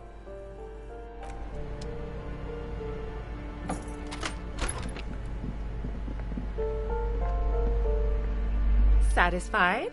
My name is Marielle Charpentier, and I'm an agent with Martinez Realty Associates. I am not breaking in, as I have every right to be here. The keys, see? Boy, there are a lot of different keys there. More than 20 at least. Her voice is really cheerful, despite her obviously hating you. Do you want to see my ID as well? You can't legally ask for it, but why not? Want to see my residence permit too? It feels flimsy in hand, with the words Revachol Zone of Control written under a nondescript municipal logo. There's a picture of her with shorter hair inside, along with all her personal details. Thank you. Do you have any questions? I need to be back in Midtown in an hour.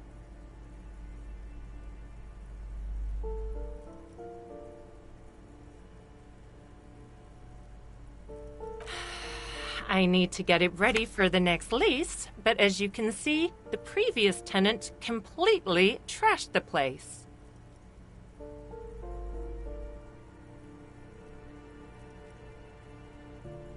It was some kind of a moribund old man who used to be a business owner. You'd think they'd make rent. A sudden serious look crosses her face. This story didn't have a happy ending. But that was months ago. Anyway, was there anything you wanted, or is that it? I'm in a hurry. Oh, that's another huge mess. The former tenant owes us 3 months of rent. 3. We closed the apartment and planned on auctioning off the valuables, but... And again, I have no idea how stupid mistakes like this can even happen. But Ron, when he came to close the door, didn't close the neighboring door.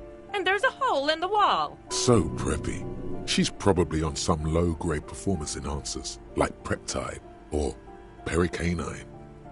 A hole in the wall. Can you believe it? And then the tenant ran off with his stuff. He's gone. The money's gone. Just like that. The sum must have been puny.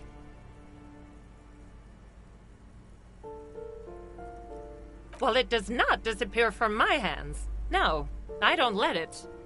These apartments are perfectly fine. They have gorgeous architecture, a million-real view of the bay, good ventilation, neighbors, life, spark, and they are affordable.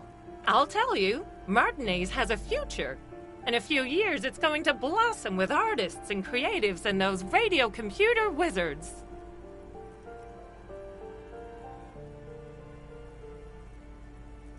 Don't ask me what happened with the wall. I have no idea how we're going to find the time or resources to fix it. Both apartments are now unrentable. Both.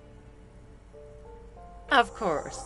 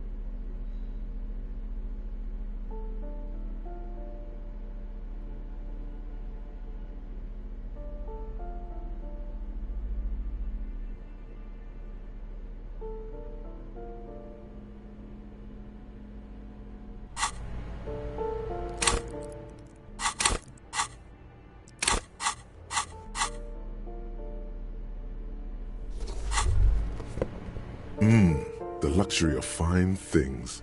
Just look at those black monk straps.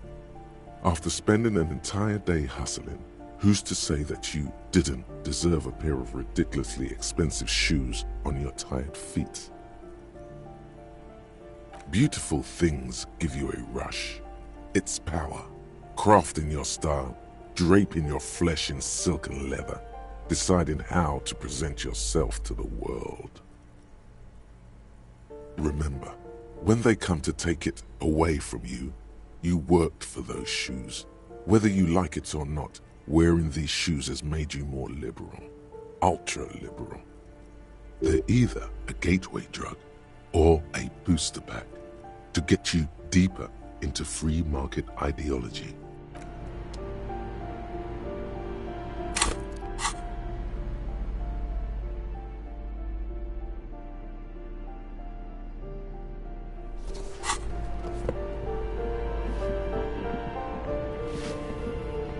Give me a moment.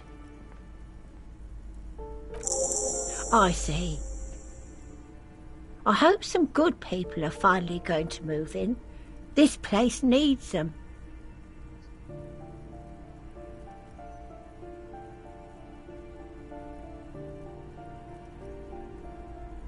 We won't be killing anyone.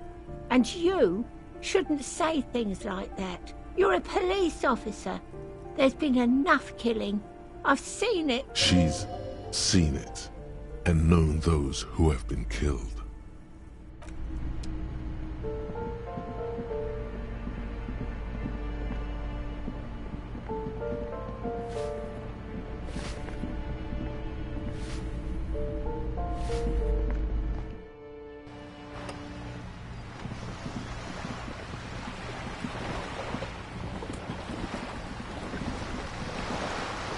You're back.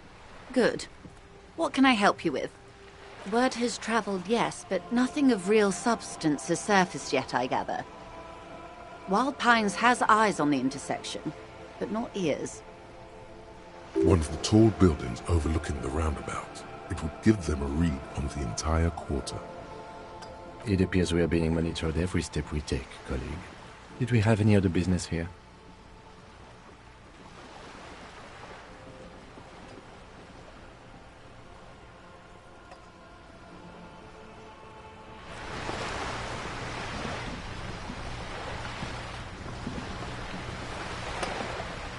You're back. Good. What can I help you with? More lessons in basic reality? My favorite part of the day. Go ahead, ask me anything. What is all of this? The scent, the sound, the air. What world? The only one, I suppose. The world of matter. And its pale antipode. The camera of her mind glides over the surface of the water. Great bodies of water, forest-covered surfaces, clusters of light where the cities lie. You've seen the montage. We all have. This world is enough. There is a term of endearment they coined for it, in the DeLorean century, when humanity was high on this world, discovering more and more of it, these archipelagos included. Elysium. It does. There are those who would call it hell. A term of hatred that originates, like many such things, with the Mesk petro-fascists. Oh, you want a picture of the world? There is no complete set yet, dear. They're having some trouble reaching orbit. Great things are difficult to achieve. For now, we're viewing the world from the inside, sideways. We used to think it was a sphere, but that is beginning to look less and less likely by the day. You wouldn't know it from the tabloids, but the ORG nations have been launching weather balloons into the lower ionosphere since the 30s. ORG, Occident Revachol Grad. There's a steadily increasing trickle of images. Between the big three scientific contributors, they're piecing together a dark grey corona. Yes.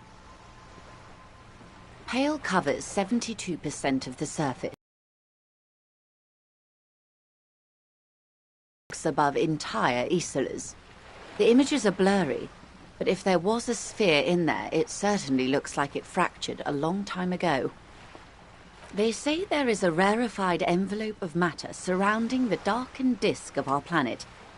That is, if we are still living on a planet.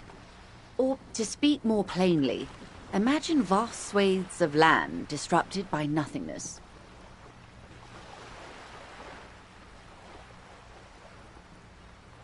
I am sorry, dear. It must sound quite terrifying through the acute encephalopathy. Even scientific positivism isn't entirely convinced about what we're dealing with here. But this is one of the greatest questions of our time.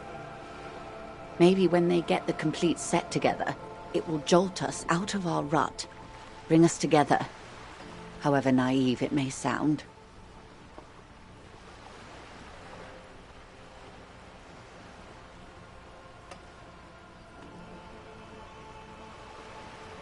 I don't know about things of that scale. My expertise lies in nations and trade routes, one or several layers below everything. But yes, we'll be fine. Don't worry.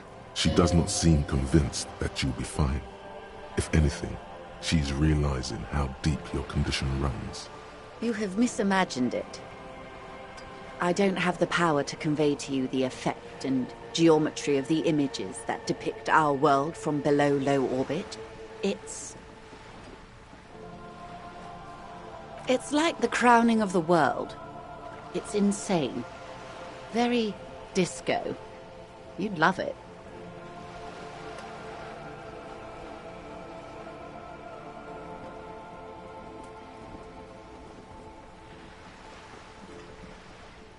See?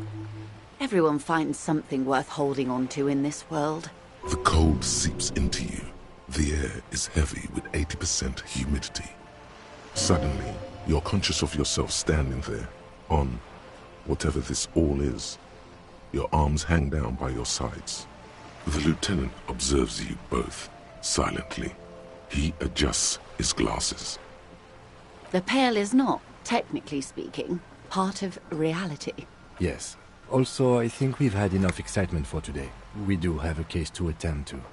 His voice is low, but firm. All she can say is, Of course, Lieutenant. Let's try something else.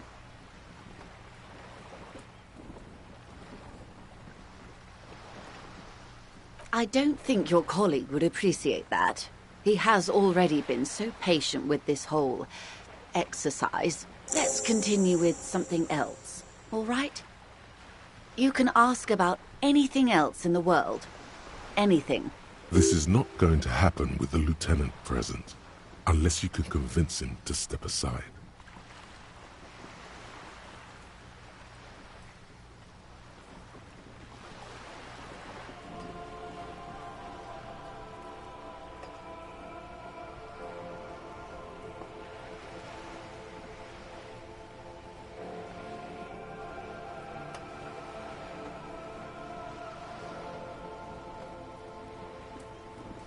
Glad to have been of assistance. The little... Yes?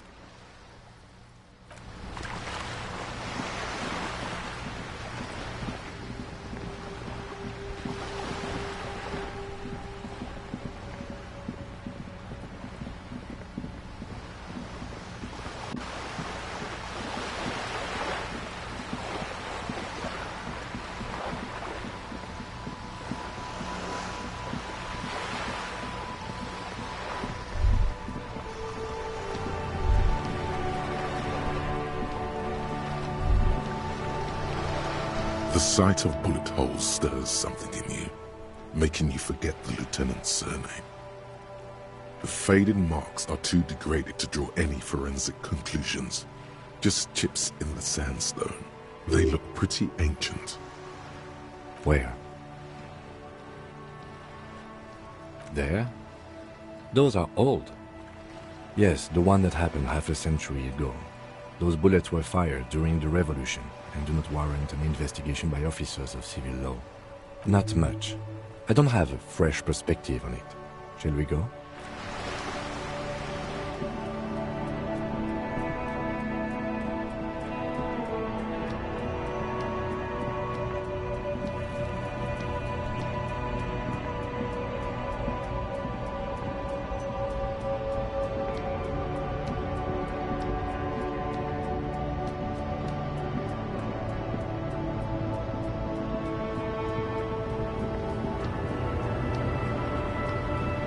The woman still has her eyes fixed on the photograph in her hands. In the background, the radio plays. Nothing. Her smile just keeps widening. Her hair is gray like lead.